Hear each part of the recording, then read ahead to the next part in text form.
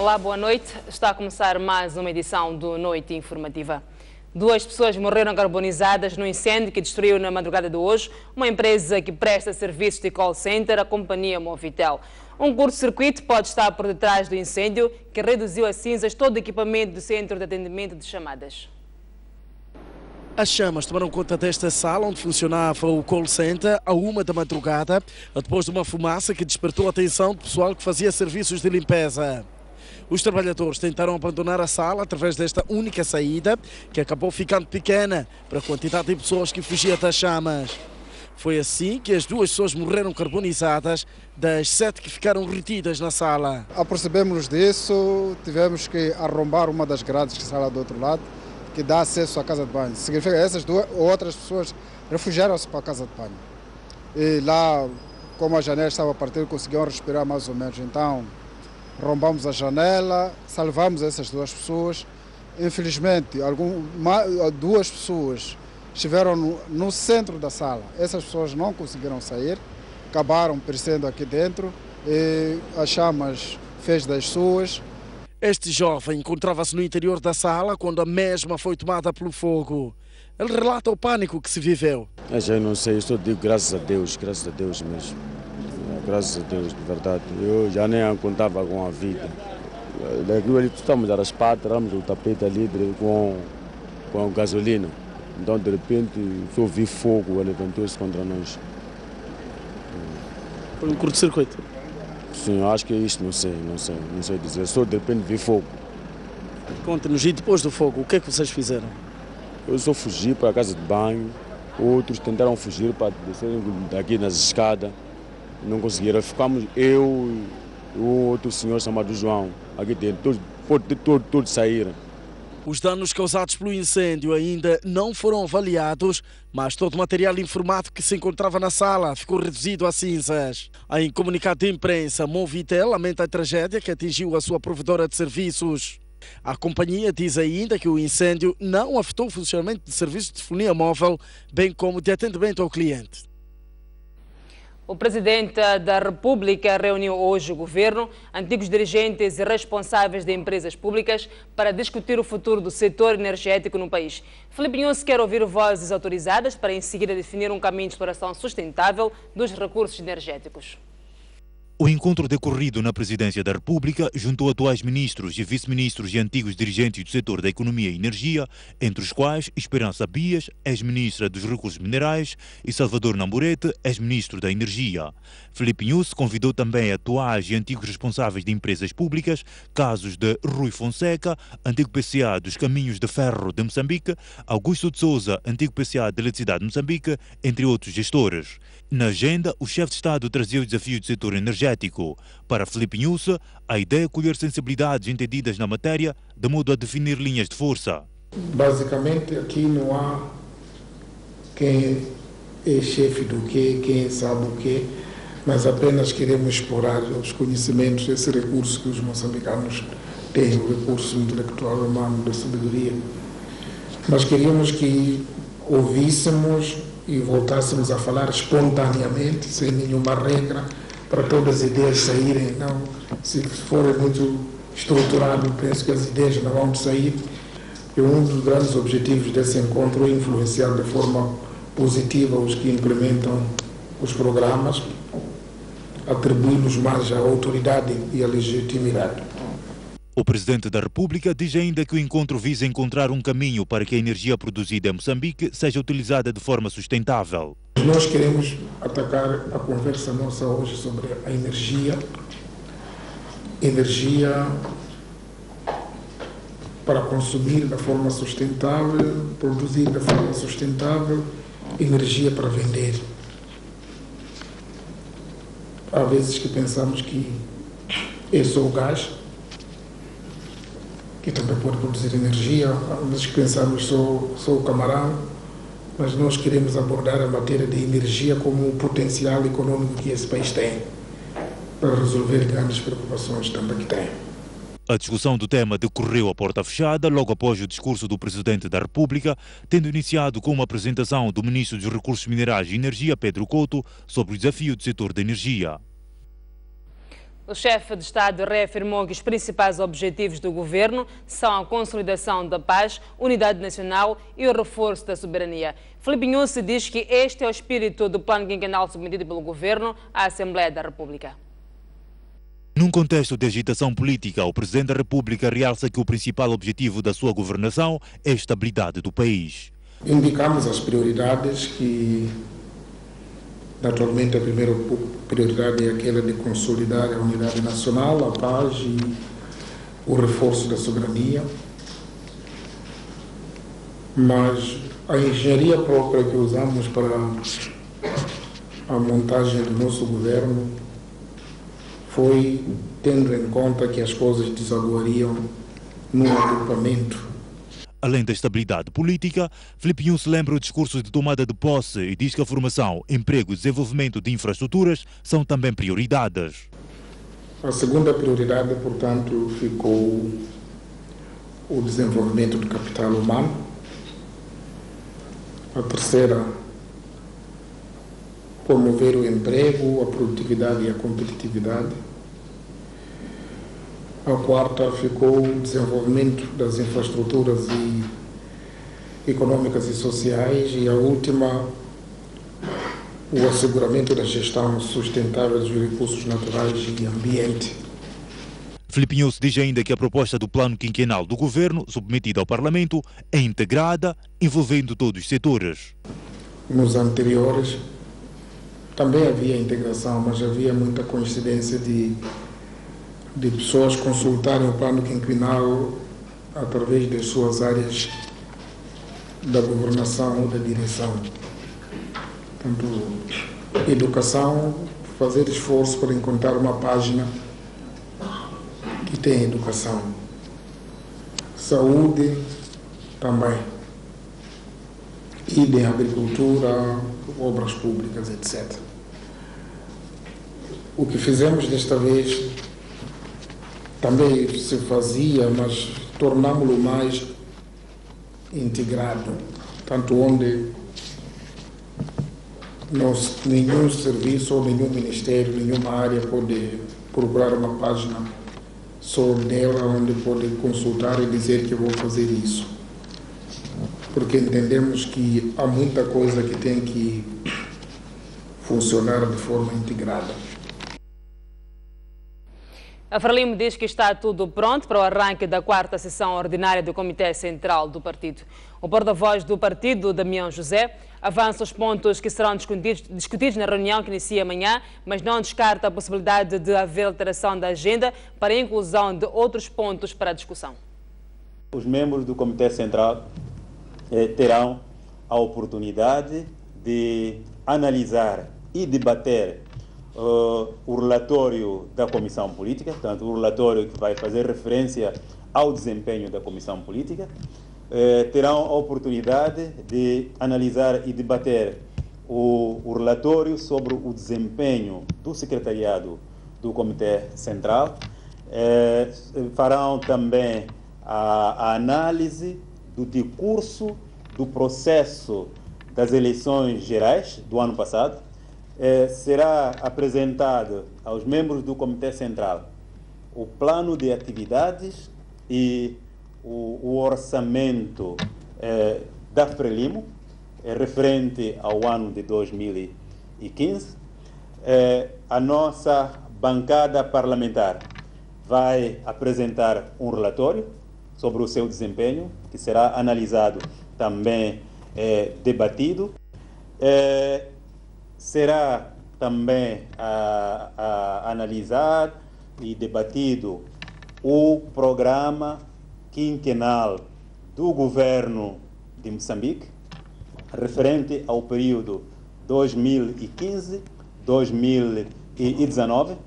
Também os membros do Comitê Central vão fazer a análise e apreciação do plano econômico e social e o orçamento do nosso governo referente ao ano de 2015. O Comitê Central é um órgão soberano. O que a Comissão Política faz é submeter uma proposta de agenda de trabalhos dos membros do Comitê Central nesta sessão, e nessa altura nós saberemos se vão acolher esta proposta, se vão aprovar ou se vão propor o acréscimo ou a retirada de alguns pontos. E para esta edição de quarta-feira, a Noite Informativa recebe 3 convidados que vão analisar aquilo que são os temas que marcam a atualidade. São eles os senhores António Bueno, Silvério Ronguane e Eduardo Namorete. A todos muito boa noite, muito bem-vindos ao programa. Inicia amanhã a 4ª sessão ordinária do Comitê Central da Frelimo, como acompanhamos na reportagem.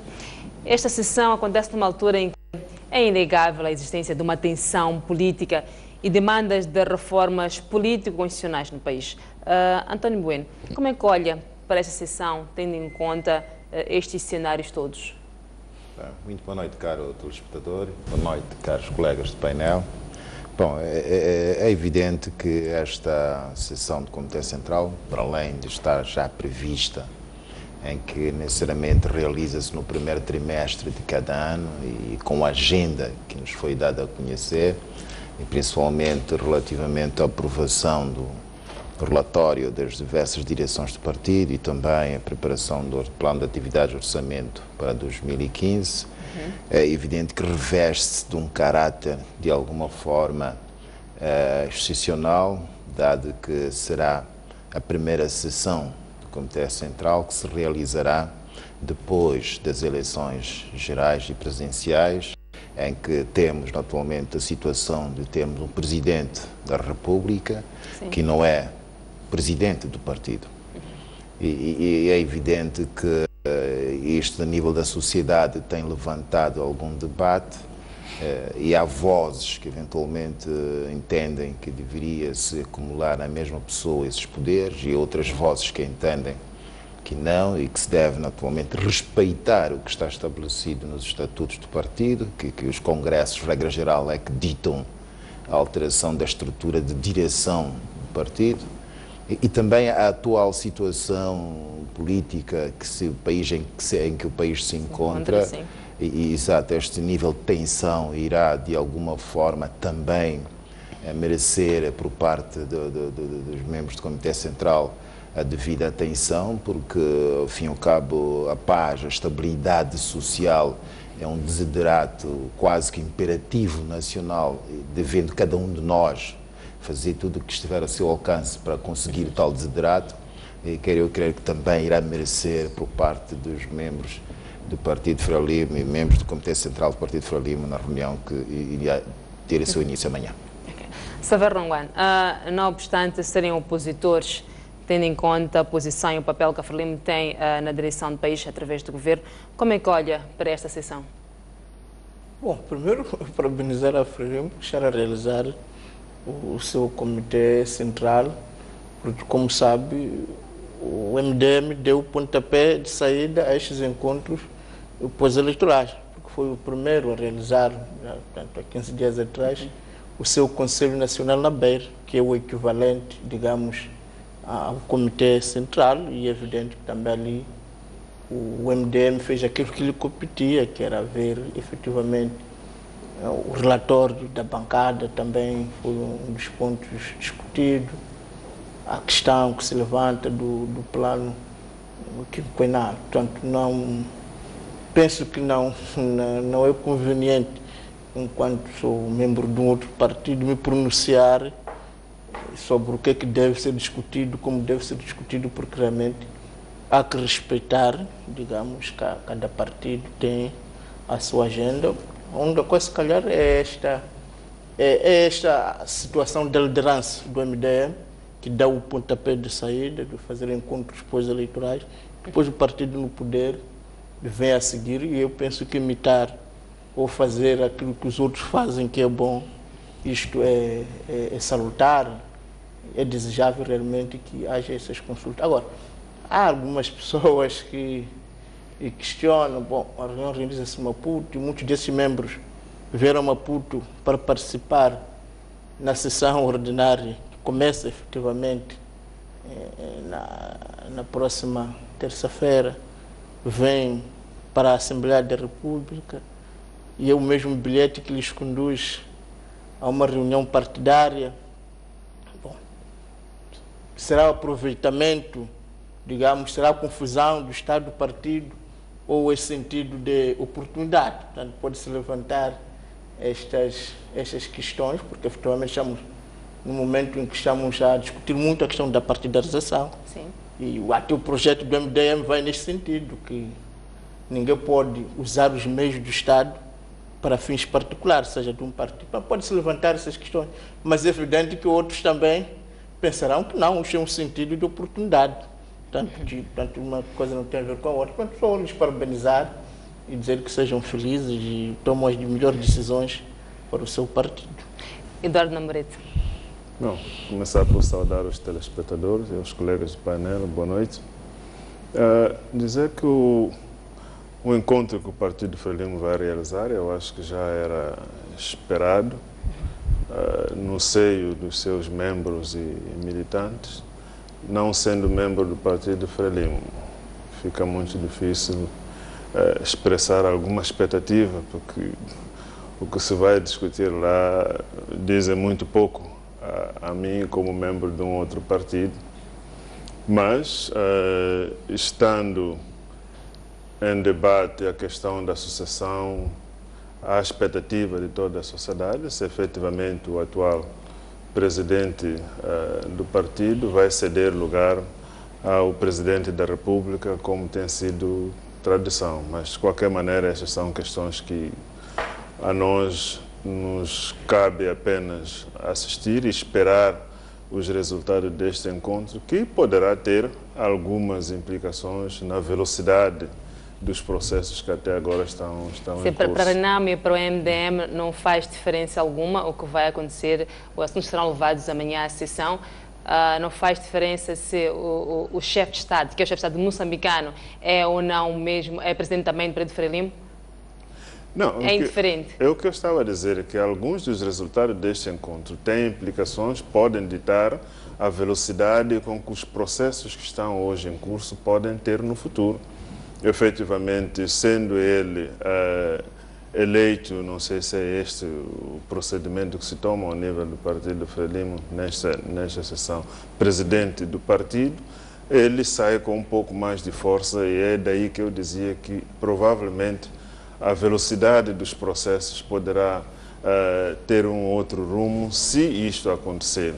Mas se não acontecer, também o país não vai parar, o país vai continuar a funcionar independentemente daquilo que vai se decidir naquela reunião. Só queria corrigir o meu colega Ronguane. A Renamo já esteve reunida em Conselho Nacional, em Gorongoso, muito recentemente estivemos em Caia, portanto nós não esperamos que ninguém o faça, nem nos interessa ser os primeiros ou não, porque o nosso relógio funciona de acordo com aquilo que são as nossas intenções, os nossos objetivos, né? Mas eu reconheço a ansiedade do meu colega de querer sempre estar em primeiro lugar, mas com o tempo, né, vão estar também lá. Né?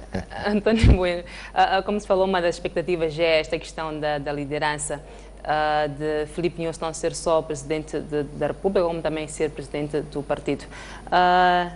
Na sua opinião, acha que este assunto, apesar de não estar agendado para esta sessão, virá a debate ou não? Como disse, o assunto já está a criar debate, discussão.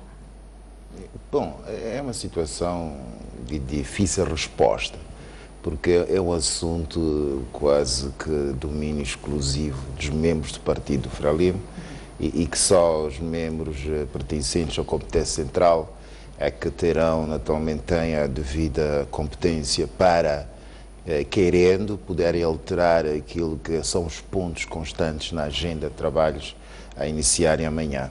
Se, entretanto, no momento em que for proposta a agenda para efeitos de apreciação e aprovação, surgir, naturalmente, membros desse Comitê Central e que proponham a introdução de mais esse ponto, evidentemente a Assembleia que lá estiver é soberana e poderá tomar essa decisão. Se, entretanto, ninguém tiver a propor esse tema, é evidente que esse não irá merecer qualquer tipo de debate a nível dos trabalhos que são realizados a partir da manhã. De fato, a acontecer esta situação de Filipe Nyusi continuar apenas chefe de Estado e não presidente também do Partido Frelimo, será a primeira vez. Acha que vai ter uma governação saudável?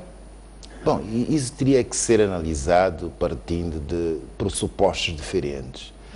Em primeiro lugar, primeiro temos que olhar para o próprio Presidente da República. Será que ele pretende mesmo acumular as funções de chefia de Estado com a chefia do partido? Quer dizer, nós apenas discutimos porque tem sido prática nos mandatos anteriores esta situação do Presidente da República acumular com as funções do Presidente do partido.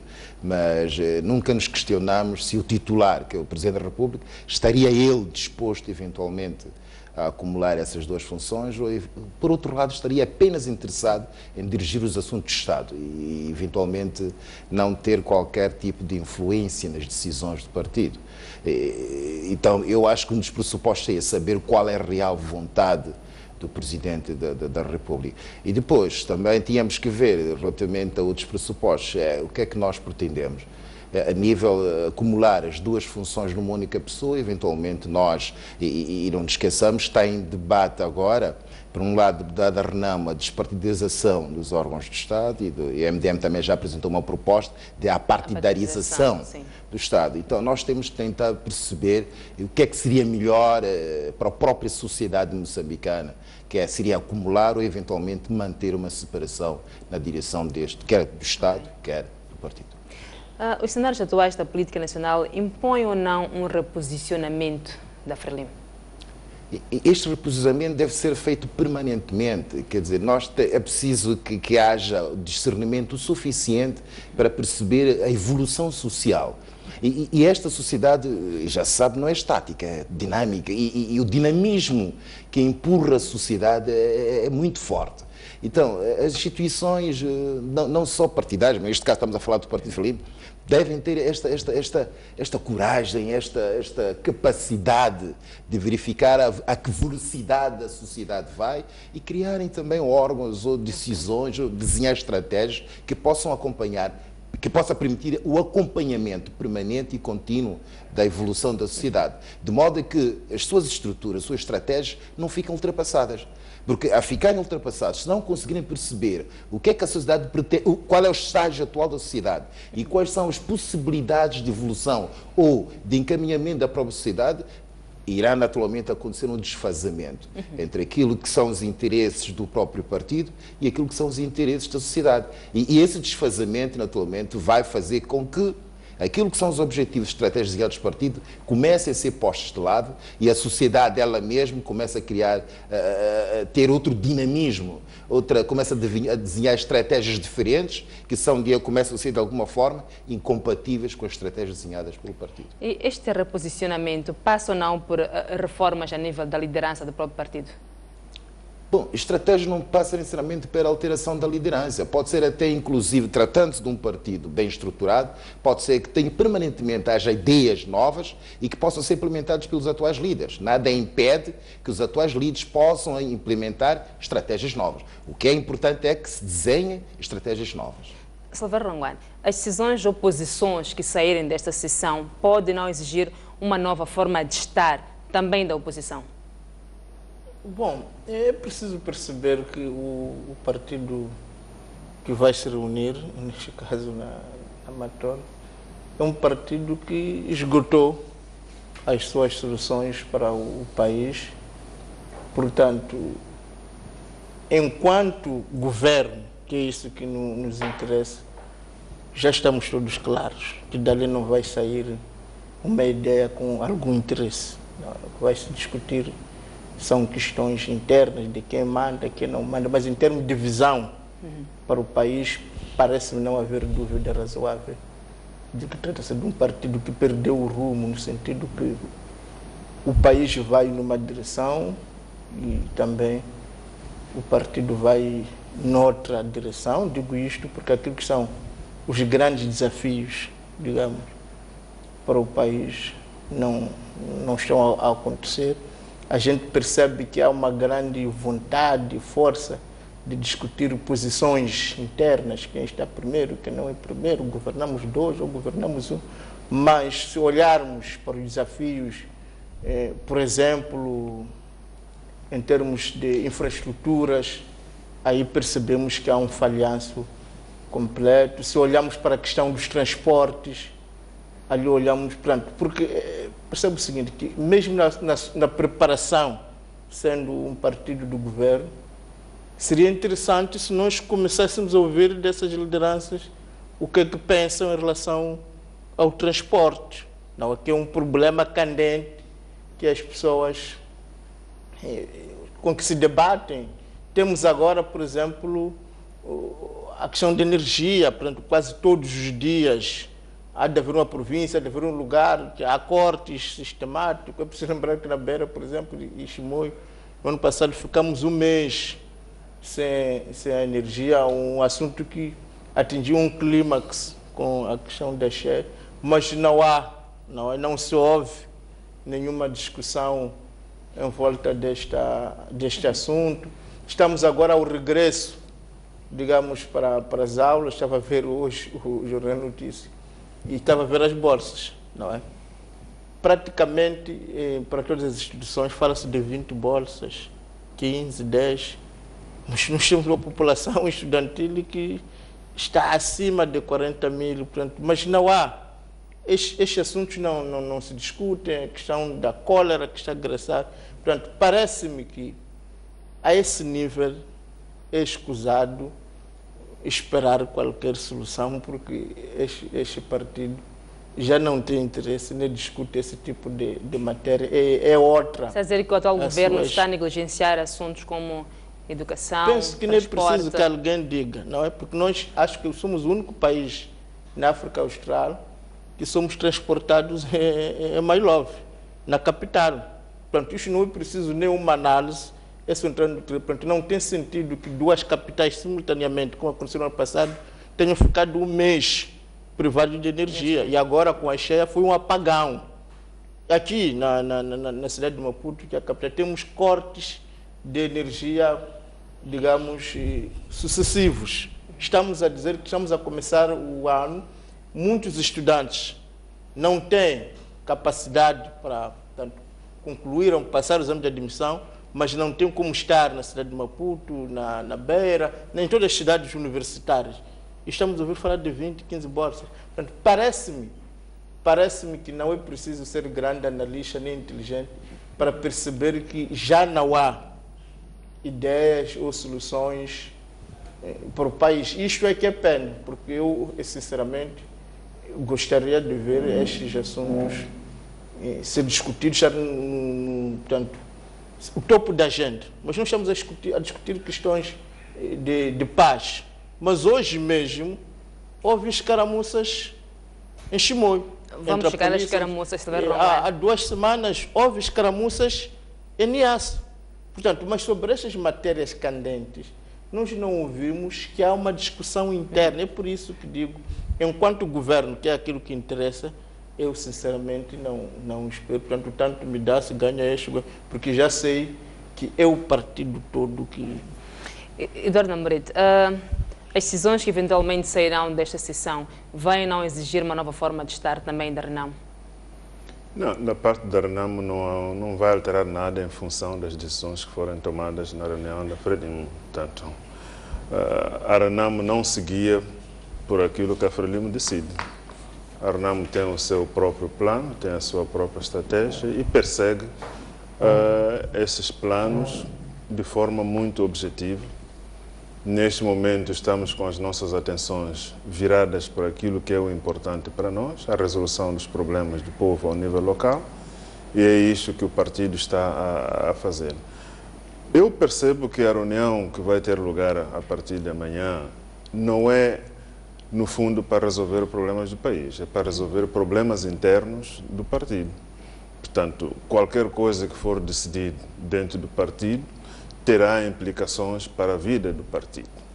Salvo alguma situação, aquilo que eu mencionava, da sucessão ou não, se isso vier a acontecer, porque uma das pessoas envolvidas no processo é o Presidente da República. Obviamente, isto poderá determinar a que velocidade é que o país vai andar. Mas em termos de grandes decisões de políticas setoriais, creio que nem sequer está na agenda. Bom, vai-se analisar a situação política, econômica, social, mas não necessariamente as diretrizes ou o caminho como o país deve andar. Tanto porque o governo está a tatear, nós temos visto encontros de auscultações para se ter ideias na educação, para se ter ideias nessa área, que é isso que o governo está a tentar ver se encontra algum caminho, porque aparentemente encontrou uma situação mais desastrosa do que está hoje e é preciso então tentar se criar a roda aqui para ver se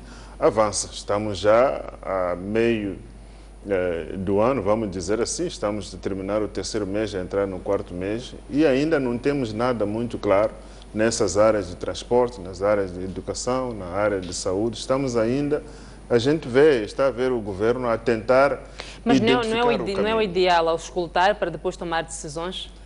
Bom, nós acreditamos que quando alguém apresenta um programa do governo, um manifesto diz eu quero fazer isto, pressupomos que a pessoa sabe como é que se faz. Não é depois de eleito é que vai procurar saber como é que isso se faz. Portanto, na nossa maneira de pensar, uma vez eleito, governo empossado, é trabalhar, implementar aquilo que foram as promessas e não gastar tempo ainda procurar entender como é que vamos fazer as coisas. Isso é algo que devia ter sido feito há muito tempo. Cada equipa, cada partido, quando se propõe a governar, assume-se que já tem ideia do que vai fazer, como é que vai fazer e com quem é que vai fazer. Então, esse seria o momento de implementar. Uma vez eleito, é para pôr a máquina a funcionar, não para começar a pensar, a refletir sobre como fazer as coisas. Portanto, acho que aqui há um pouco de burla naquilo que é a expectativa dos moçambicanos, que esperavam ver as coisas acontecer e não ainda estarmos a ouvir que estamos a refletir sobre como é que vamos fazer as coisas. Bem, não, mas desculpe-me relativamente a esta questão. Quer dizer, aqui me parece não haver dúvidas por parte do governo relativamente àquilo que deve fazer ou aquilo que pretende fazer. Não há dúvidas quanto a isso. E também não me parece haver dúvidas relativamente ao como fazer aquilo que se pretende fazer. Agora, o que eu pretendo é que, pelo discurso do Presidente Inhosse, ele sempre comprometeu-se em ter uma governação inclusiva, uma governação participativa. E a mim me parece até uma boa estratégia, sabendo ele o que é que pretende fazer e como pretende fazer, não deixar de consultar a sociedade ou as pessoas conhecedoras dessas matérias, no sentido de recolher mais subsídios, quer dizer, conseguir o comprometimento dessas pessoas naquilo que se pretende fazer. É uma boa estratégia, de tal sorte que, eventualmente, quando chegar o momento da execução daquilo que se pretende fazer, cada uma das pessoas que, eventualmente, tenha participado nos debates relativamente a como fazer, se sinta mais engajado e assuma, de facto, aquele programa como também parte do seu programa. E aí até o empenho de todos nós é maior. Mas não acreditas que quando se está a fazer esta escrutação com pessoas do partido, era suposto que essas pessoas participaram na elaboração do manifesto eleitoral. Vimos agora o presidente está a se reunir com antigos ministros, com peça, mas são todos do partido Frelimo. São todas pessoas que fazem parte daquela máquina. Portanto, era suposto que estes conhecimentos, esta discussão, tivesse sido feita antes. E até era desejável que, neste momento, o grande pivô fosse o ministro da Energia, que chamasse, se calhar, essas pessoas para dizer, olha, companheiros, ganhamos o poder, o nosso plano foi sufragado, ouvimos também os membros de outros partidos que tentaram dar agora o que nós queremos fazer é isto. Mas, pelo contrário, se chamar pessoas sem agenda, o presidente disse, eu não tenho aqui uma agenda, não vou dizer nada, não, cada um começa a falar o que lhe apetecer. Porque é assim que vão frivilhar ideias, que é para pegar nossas ideias. Mas estamos a dizer que, sim, senhor, a atitude é boa, só que vem tarde. Por quê? Por que se meteu isso ainda não tinha ideias? Se não tinha soluções? E se essas pessoas não conseguirem dar à luz ideias interessantes, se essas pessoas não... O que é que vai acontecer do país? Porque era suposto que fosse sufragado um programa existente a ser executado. Porque se desse fervilhar de ideias que está a se pedir não surgir nada, significa que vamos ficar 5 anos sem nada. Mas não é verdade, essa questão veja o seguinte, é que se o governo já submeteu à Assembleia da República o Plano Económico e Social, já está claro lá quais serão as linhas orientadoras do governo nos próximos 5 anos. O governo já disse no Plano Económico e Social o que é que pretende fazer nos próximos 5 anos. Isso está claro, não há dúvidas relativamente àquilo que o governo pretende fazer. Agora, é evidente, o governo pretende envolver... Não estamos a discutir coisa diferente. Não, mas é que está a dizer, está que o claro, governo não sabe fazer, não sabe o que tem que fazer. O presidente próprio disse, olha, eu não tenho agora ideias. Exato. Vocês estão aqui, não tenho nenhuma agenda, não tenho nenhuma linha de orientação. Porque teria dito assim, por exemplo, olha, nós já temos traçado o nosso plano para a energia. Está aqui. Vamos agora começar a implementar. Por onde é que começamos? Porque já temos uma ideia, já temos o manifesto eleitoral, já depositamos, inclusive, o plano quinquenal até o orçamento. Agora, mas o que nós ouvimos, a não ser que os meus ouvidos estejam a ouvir coisas novas, é que o presidente não tem ideias. Que já tinha submetido o plano económico e social ao Parlamento. E, em linhas gerais, disse o que é que constava desse plano económico e social. E até, inclusive, disse que o que ele pretende implementar é uma dinâmica diferente. Não pretende que cada ministério seja estanque apenas naquilo que é o seu escopo. Silvério Ronguana, António Bueno, vamos recuperar a reportagem, podemos confirmar se ouvimos bem ou não. Vamos acompanhar. O encontro decorrido na Presidência da República juntou atuais ministros e vice-ministros e antigos dirigentes do setor da economia e energia, entre os quais Esperança Bias, ex-ministra dos Recursos Minerais, e Salvador Namburete, ex-ministro da Energia. Filipe Nunes convidou também atuais e antigos responsáveis de empresas públicas, casos de Rui Fonseca, antigo PCA dos Caminhos de Ferro de Moçambique, Augusto de Souza, antigo PCA de Eletricidade de Moçambique, entre outros gestores. Na agenda, o chefe de Estado trazia o desafio do setor energético. Para Filipe Nunes, a ideia é colher sensibilidades entendidas na matéria, de modo a definir linhas de força. Basicamente, aqui não há quem é chefe do quê, quem sabe o quê, mas apenas queremos explorar os conhecimentos, esse recurso que os moçambicanos têm, o recurso intelectual humano da sabedoria. Mas queríamos que ouvíssemos e voltássemos a falar espontaneamente, sem nenhuma regra, para todas as ideias saírem. Não, se forem muito estruturadas, penso que as ideias não vão sair. E um dos grandes objetivos desse encontro é influenciar de forma positiva os que implementam os programas, atribuí-los mais à autoridade e à legitimidade. O Presidente da República diz ainda que o encontro visa encontrar um caminho para que a energia produzida em Moçambique seja utilizada de forma sustentável. Nós queremos atacar a conversa nossa hoje sobre a energia para consumir da forma sustentável, produzir da forma sustentável, energia para vender. Há vezes que pensamos que é só o gás, que também pode produzir energia, há vezes que pensamos só o camarão, mas nós queremos abordar a matéria de energia como um potencial econômico que esse país tem, para resolver grandes preocupações também que tem. A discussão do tema decorreu à porta fechada, logo após o discurso do Presidente da República, tendo iniciado com uma apresentação do Ministro dos Recursos Minerais e Energia, Pedro Couto, sobre o desafio do setor da energia. Podemos uma vez mais acompanhar aquilo que foi o encontro de Filipe Nunes? Por isso que não há ideias. Deixa eu dizer que estamos à procura do caminho. Queremos que surjam ideias. Ou seja, não há ideias, não há caminho, não há visão, está-se no escuro. Então, a minha fé e esperança é que, de fato, frivilhe essas ideias. Porque se não frivilhar dali, significa que o nosso futuro está hipotecado e numa área essencial. É por isso que eu referi que nós, no nosso Conselho Nacional, falamos acerca dessa questão. É uma das coisas que vamos até perguntar ao governo, a questão da energia. Portanto, hoje mesmo a CIP veio ao terreiro dizer que, olha, falta uma questão de regulação no setor elétrico, porque não há nada feito, não há. E tristemente, ficamos a saber que efetivamente não há ideias, não há caminho, está a se procurar.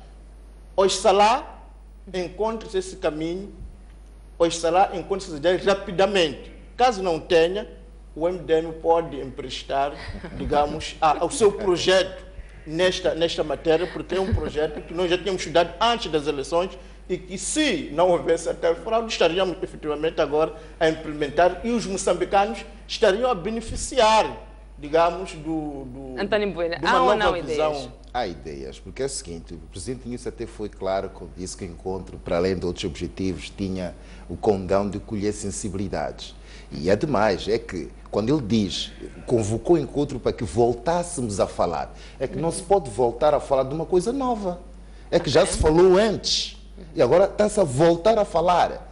E demais, quer dizer, ele reuniu as pessoas que de alguma forma podem influenciar aquelas que tomam decisões. E este agora é o momento de começar a tomar decisões. E ele convidou as pessoas que com larga experiência neste setor de energia, porque o objeto, como é que se diz, mote para este encontro foi energia, setor de energia elétrica. E ele fez-se rodeado de pessoas, os expertos, pessoas com larga experiência nesse setor. Voltou a reunir essas pessoas. Agora é tempo de agir.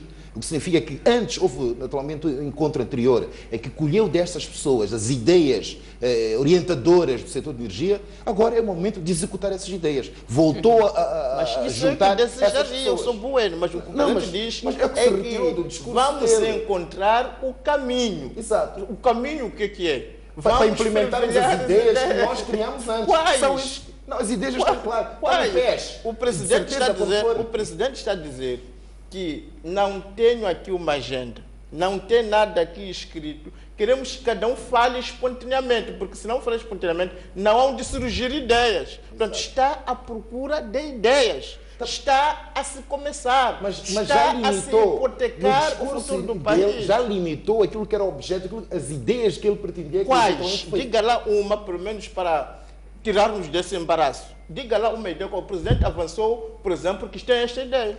Tem vai ser a base da discussão. Tem ideia de produzir energia internamente e exportar energia. Isso é a intenção. Mas não, mas isso é o objetivo. Como executar, como materializar essa ideia? É isso que, agora que ele pretende mas é isso que deve estar em qualquer manifesto eleitoral sério, é discutir as questões, traçar caminhos, encontrar rumos. Não depois de ganhar as eleições, que não foram ganhas, fraudulentemente, claro, é quando começa a se pensar isso. Temos que pensar antes. Eu faço voto, agora é vez da implementação. Eu faço voto que efetivamente se encontre os caminhos rapidamente, porque nós queremos ter, por exemplo, uma instituição que regule o setor elétrico, que não existe.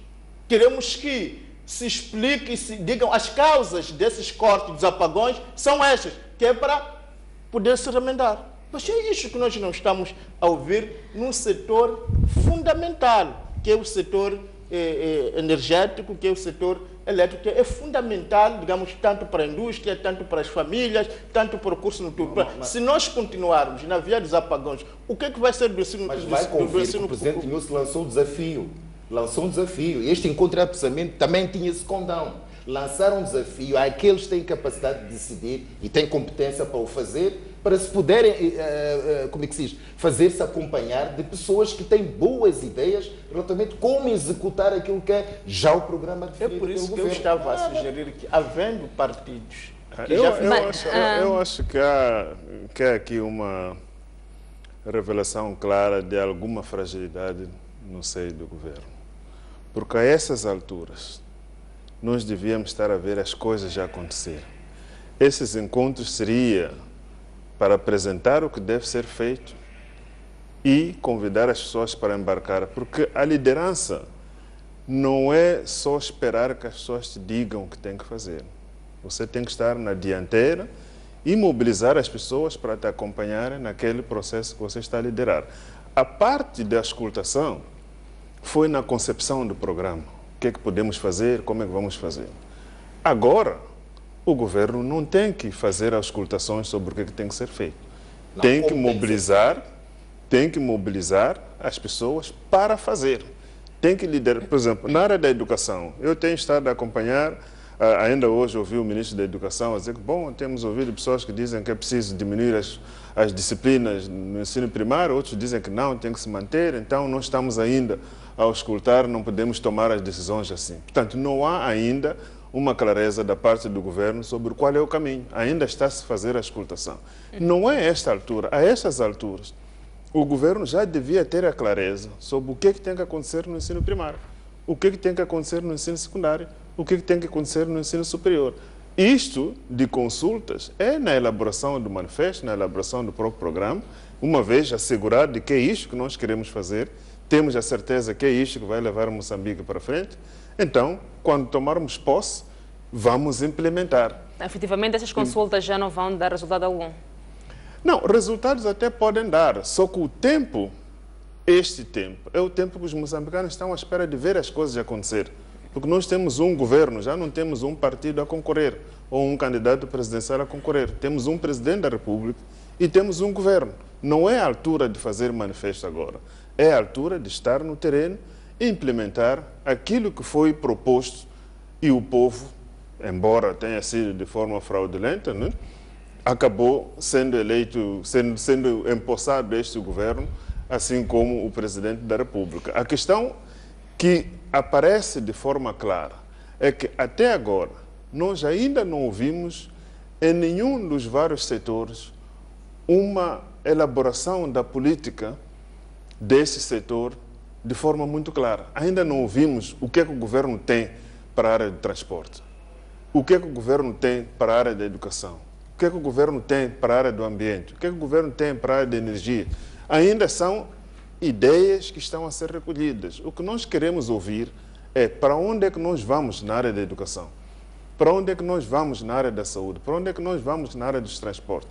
Isto ainda não apareceu. Portanto, eu acho que o tempo é agora. Não, mas também preciso ter em atenção o seguinte, é que o Plano Econômico e Social do Governo para o quinquênio 2015-2019 ainda não foi aprovado, ainda vai ser aprovado. Também o Plano de Atividades de Orçamento para 2015 ainda não foi aprovado. Como é que se vão executar atividades que ainda não foram sequer aprovadas? Entretanto, aqui uma continuidade daquilo que já vinha sendo feito antes. Mas é preciso que o Parlamento, ainda bem que temos 2 deputados aqui presentes, na próxima sessão que vai se reunir, vai debater sobre esses documentos. Aí sim, já se saberá o que é que o governo pretende fazer. Não, a próxima sessão é já na próxima semana. Aprovem rapidamente para o governo começar a fazer o que nós queremos.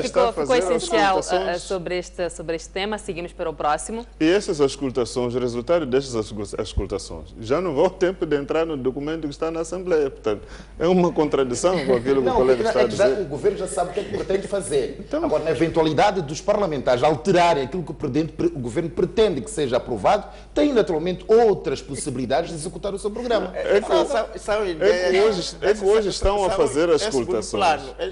É o plano B. Caros convidados, vamos seguir para o próximo tema. O jurista Arcindo Salema diz que parte do projeto de autarquias provinciais é composta pela Lei 3/94, de 3 de setembro, um dispositivo que foi criado, aprovado e revogado pela Frelimo no contexto do Parlamento monopartidário. Entretanto, o advogado Rodrigo Rocha diz que a aprovação dos projetos de autarquias provinciais passaria necessariamente pela alteração na Constituição da República. Já Imtiaz Valá diz que o projeto pode ser um atentado a uma governação paralela e pode embaraçar os desenvolvimentos. O desenvolvimento, dizia. Os intervenientes falavam no programa Linha Aberta da STV.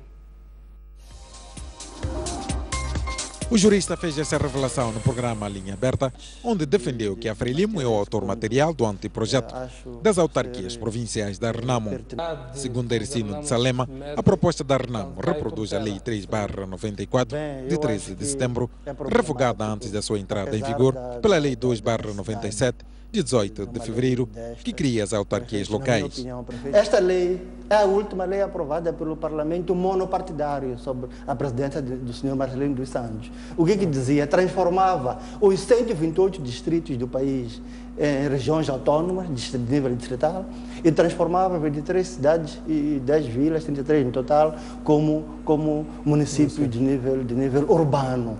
E tudo que vem neste projeto de lei da Renamo, esta é uma versão editada da Lei número 3/94, revogada pela Lei número 2/97. Para fundamentar a sua posição, Salema fez questão de ler alguns artigos que a Renamo foi buscar na extinta Lei 3/94, de 13 de setembro. O número 1 do artigo 3 deste projeto da Renamo diz assim: as autarquias provinciais são pessoas coletivas de direito público, de população e território, dotadas de órgãos representativos e executivos que visem, de modo autónomo, prosseguir interesses próprios das correspondentes comunidades.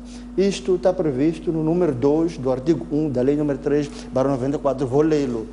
Os distritos municipais, apenas de distrito para a província, são pessoas coletivas públicas de população e território, dotadas de órgãos representativos e executivos que visam, de modo autônomo, sublinho, prosseguir interesses próprios dos correspondentes à comunidade. Então, está aqui. O jurista diz ainda que a Lei 3/94, promulgada pelo então Presidente da República, Joaquim Chissano, nunca entrou em vigor, pois a Frelimo surpreendeu-se com os resultados conseguidos pela Renamo nas primeiras eleições de 1994. Acho que a própria Frelimo não esperava que a Renamo pudesse ter um total de 117 deputados, uma popularidade tal, de tal sorte que recuou-se com o processo da autarquização total de todos os distritos, todas as cidades e vilas, logo a priori, e optou-se pelo gradualismo. Entretanto, Salema criticou o gradualismo da Renamo, que consiste em escolher apenas as províncias onde reivindica a vitória para implementar o projeto, ignorando por completo as outras. A polícia e membros e simpatizantes da Renamo entraram em confronto na tarde desta quarta-feira na cidade de Chimoio, em Manica, na sequência da interdição do campo municipal que Afonso Dhlakama escolheu para o seu comício.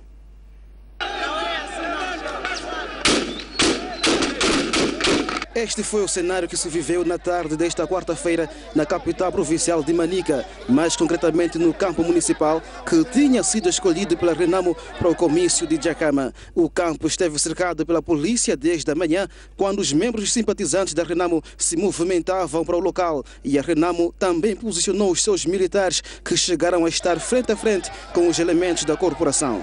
Quando já se aproximava a hora do comício, por volta das 15h40, membros e simpatizantes da Renamo foram informados que o local da reunião ficou alterado. Daí que começaram a forçar a sua entrada para o campo municipal, injuriando a polícia. A PRM lançou gás lacrimogéneo para dispersar os que se manifestavam, e estes começaram com o arremesso de pedras, garrafas e outros instrumentos, obrigando a polícia a disparar para o ar.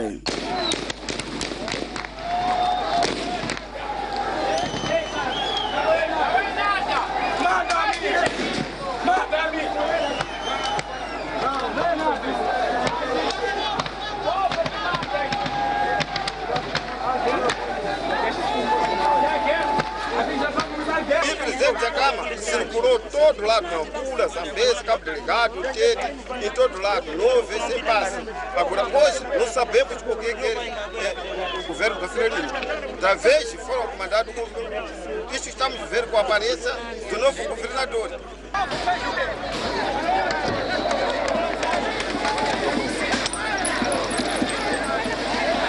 Até agora não há informação sobre feridos e detidos, e membros e simpatizantes da Renamo tiveram que se dirigir para o campo 7 de setembro, onde decorreu o comício de Afonso Dhlakama.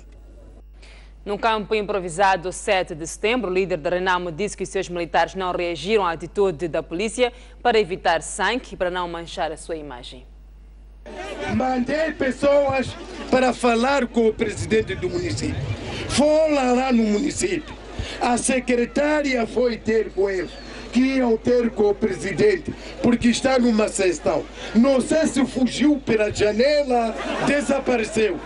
E as pessoas ficaram à procura dele. É verdade, não estou a mentir, juro pela alma da minha mãe. Estamos a ouvir bem?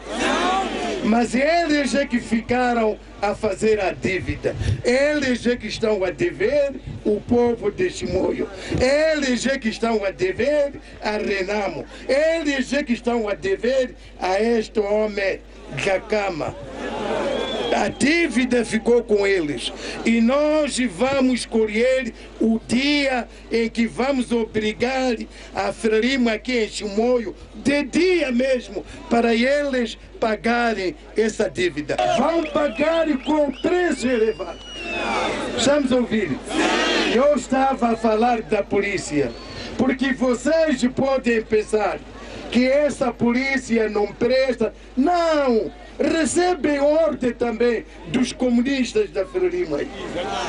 Essa polícia são jovens, muitos são jovens. levados nas escolas que treinam lá em Maputo são com 23 anos, com 24 anos. O comandante já cresceu um bocadinho, mas muitos são jovens. Eles também veem na internet como é que a polícia funciona nos outros países democráticos.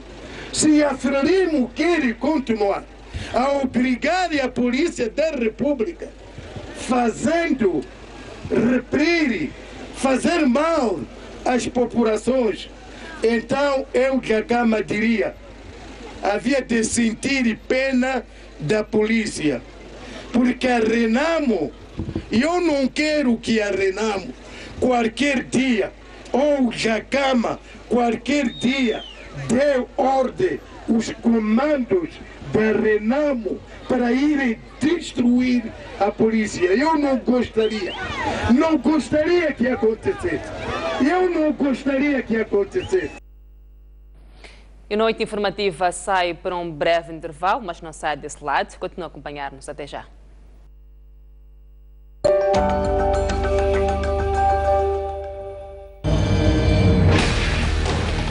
A STV mergulha num dos submundos bastante perigosos.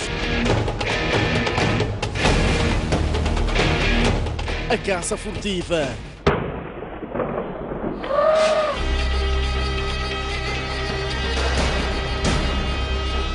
Ficamos muito preocupados. Eles procuram rinoceronte.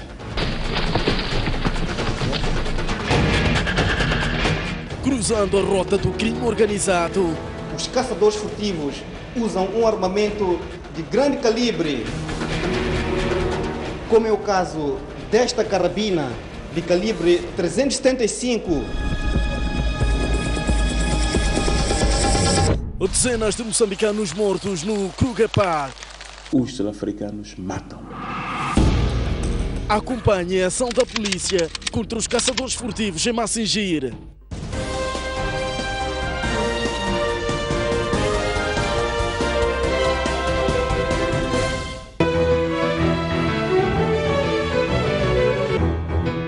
Nosso baú, um baú quente. A qualificação, a história da guerra pela qualificação era mais importante do que propriamente a participação no CAN. Não é? Antes tu tinhas que estar no CAN. Se não te qualificas para o CAN, ainda não deste o passo primeiro para depois pensares no segundo passo. No grupo de trabalho era a cumplicidade que havia, direção, atletas, técnicos. Para dizer que foram anos marcantes para mim, porque eu vinha a jogar com orgulho patriótico. Sempre que voltamos derrotados, o balanço é sempre positivo. Sim. Recebíamos na altura 3 dólares por dia, exatamente. É por isso que eu digo, a autoestima superava o valor financeiro.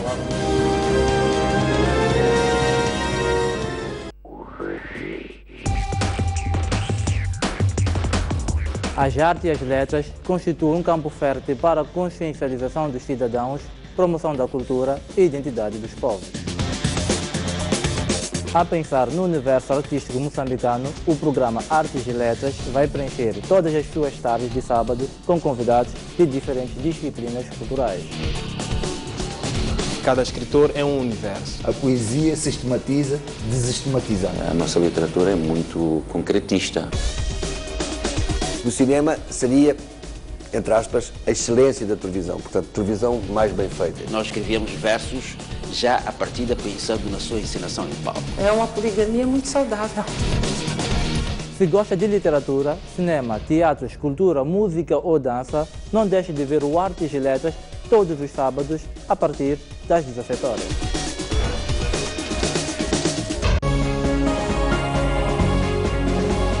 Não percebo quase nada. O problema não é não saber, é não saber que não sabemos. Como é que podemos sair disto? Temos que envolver a todos os atores do campo, ONGs, o setor privado, o governo. Temos gente bancável, temos negócios bancáveis, este é o assunto. Não vamos por aí. Nós continuamos a experimentar até hoje. Não há continuidade das políticas do governo e isto é frustrante. Nós temos a responsabilidade de não virar as costas ao passado, mas aprender dos erros do passado para poder perspectivar o o futuro da melhor maneira.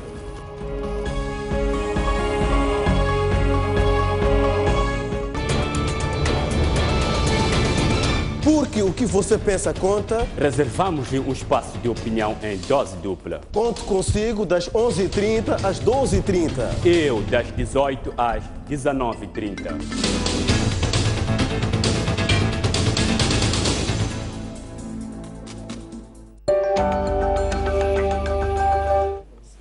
Uma vez mais, muito boa noite. Estamos de volta para a segunda parte desta noite informativa. Seguranças do presidente da Renamo empurraram elementos da polícia em Manica para que a caravana de Afonso Dhlakama passasse para o local do comício. O líder da Perdiz garantiu aos membros e simpatizantes do partido que alegados desmandos da corporação irão acabar no país.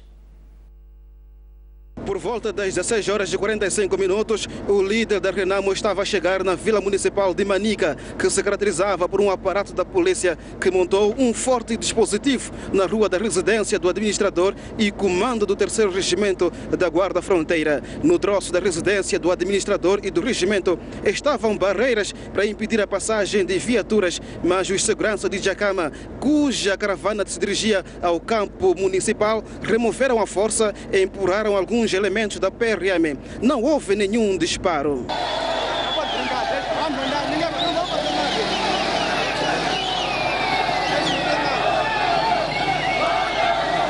Depois, a caravana continuou até o local do comício, o campo municipal, onde membros e simpatizantes da Renamo queixaram-se de alegados desmandos da polícia. O que é a polícia? Não são os vossos filhos? Não são os seus irmãos? Aqueles rapazes levados da escola até sem experiência, não são os vossos irmãos? Afinal, o meu filho, quando é levado, vai para a esquadra, vai ser o meu inimigo? A pergunta é esta. O meu filho é levado, vai ser treinado, usa caqui, põe pistola aqui, e eu vou ter medo dele?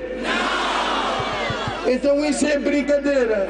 Afonso Dhlakama explicou porque só desta vez, após 5 eleições, que a Renamo decidiu governar nas províncias onde venceu. Todo o continente africano não entendia o que é isto de democracia. De que haveria alguém a lutar, reivindicar o bem-estar de um negro, de um africano, falar da democracia. Apenas a África exigia a independência.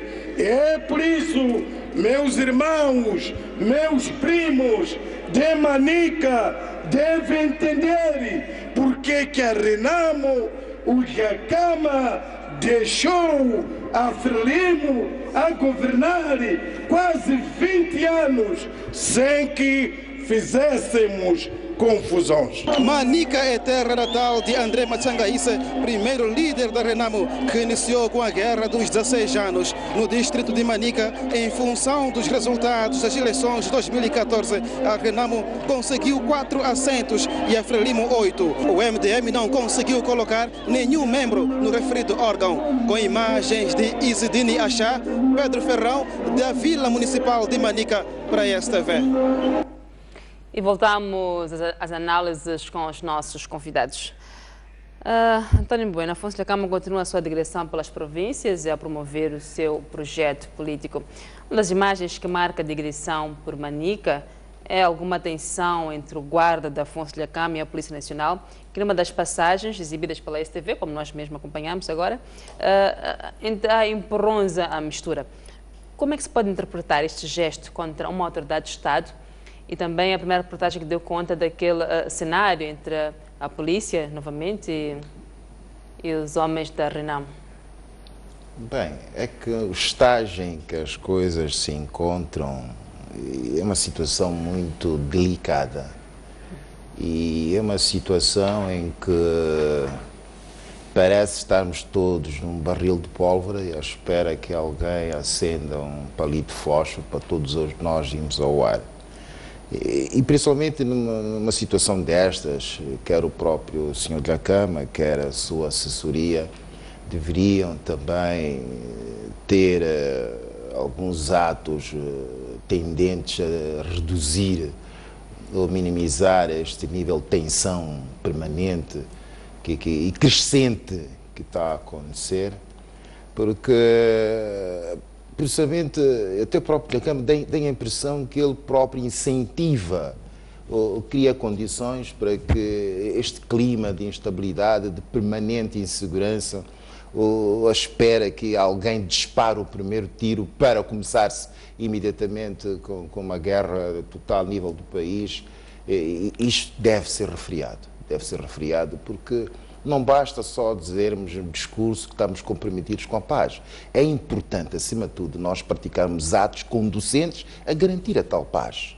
E discursos que o Sr. Afonso Dhlakama tem feito nos últimos dias não conduzem em nenhum momento a qualquer espectro de paz. Pelo contrário, dá a entender e faz até incentivo, transmite uma mensagem às pessoas no sentido de a qualquer momento estarem preparadas para rebelarem-se contra a autoridade do Estado. E nota-se o modo até, eu considero desonroso como ele trata a própria polícia. Quer dizer, nós temos de alguma forma, de um lado, ele trata de uma forma desonrosa, quase depreciativa, a própria polícia, mas por outro lado reconhece a polícia como sendo filhos, netos e não sei o quê. Quer dizer, nós de alguma forma temos de ter uma postura de sempre respeitarmos aquelas entidades que fazem parte da estrutura do Estado, que amanhã quem quer que esteja no poder irá servir-se da mesma estrutura de poder. E atentar contra essa estrutura hoje é um contrassenso. É um contrassenso porque é transmitir educação às pessoas, às gerações vindouras, que a autoridade do Estado nunca deve ser respeitada. É esta a mensagem que está a ser transmitida. E parecendo que não, há pessoas, e é uma tendência natural das pessoas, que é nunca respeitar a autoridade. E se há pessoas a quem eles admiram, a quem eles idolatram, que lhes mostram que efetivamente a autoridade do Estado não deve ser respeitada, então nós temos que estar preparados para daqui a 2, 3 gerações temos gente que pura e simplesmente não respeita qualquer tipo de autoridade, nem do Estado, nem sequer familiar. Eduardo Nambrete, concorda ou não que Afonso Dhlakama é que está a incentivar esta tensão, este aumento da tensão política, tendo em conta aquilo que são os seus discursos? Eu acho que faz pouco sentido tentar colocar as responsabilidades do que aconteceu em Manica ao presidente Afonso Dhlakama. Só de lembrar que o presidente Afonso Dhlakama vem fazendo este trabalho ao longo da região centro e norte há bastante tempo. O que nós assistimos pela peça que passou foi uma tentativa de inviabilizar o trabalho do presidente Afonso Dhlakama e da Renamo naquele lugar. E na primeira, logo à sua chegada a Chimoio, a polícia bloqueou a passagem da sua comitiva por uma determinada artéria, supostamente porque é onde vive o governador ou está também posicionado um comando. Olha, numa situação desta, o que a polícia devia fazer era proteger a residência do governador e não bloquear a passagem da comitiva, porque logo por aí era de esperar que houvesse alguma exaltação quando se impede que uma comitiva, não de qualquer pessoa, do presidente Afonso Dhlakama, fosse bloqueada. Já era de prever que poderia haver algum tipo de reação por parte mesmo da população que o acompanhava. O ideal seria a polícia assumir uma posição de proteção das infraestruturas que pretendia protegê-lo, mas deixar passar a comitiva, porque a comitiva não ia para fazer a manifestação em frente à casa do governador ou no comando que está lá próximo instalado. Era apenas a passagem. Agora, o impedir a passagem... Mas se a polícia bloqueou aquela passagem, não havia uma outra alternativa por parte da Renamo e não ser os empurrões como nós vimos contra a polícia? Olha, se fosse um lugar de acesso restrito, eventualmente a comitiva nem sequer teria usado aquele caminho. Portanto, se fosse uma rua em que se sabe que aqui não se passa, mas certamente se usaram aquele caminho, é porque é uma via pública que é usada normalmente e que naquele momento especificamente a força entendeu bloquear para não passar a comitiva do presidente da Câmara. Eu quero entender desta forma, que aquela rua não é uma rua restrita, não é uma rua onde não há o acesso é proibido.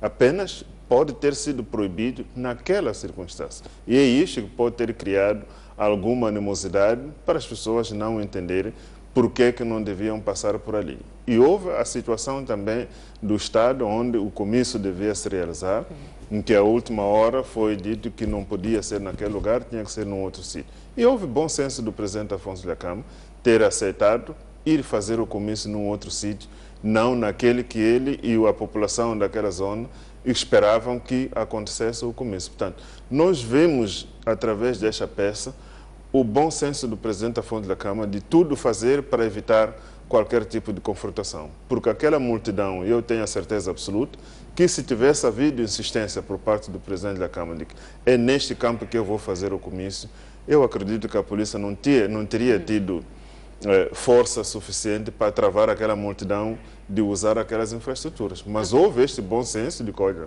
Tudo bem, dizem que não podemos ficar aqui, vamos para um outro sítio. E as pessoas acataram esta orientação do presidente Afonso Dhlakama e foram para um outro sítio. A questão do acesso é que, eventualmente, naquele momento, não fazia nenhum sentido recuar para ir procurar uma outra via alternativa. Se o acesso tivesse sido bloqueado, ou se soubesse que aquele caminho é restrito, ninguém passa por ali, eu tenho a certeza que a comitiva saberia disso de antemão, que por ali ninguém passa, e não a comitiva da RENAMO não pode passar. Aí é que está o problema. Silva Rongano, olhando para aquilo que foram as reportagens que acabamos de passar, acha ou não que o líder da RENAMO de fato teve bom senso de forma a evitar mais violência? Bom, eu começaria de fato por avivar a nossa memória. Durante a campanha eleitoral, eu próprio queria fazer um comício à frente da BO e fui impedido.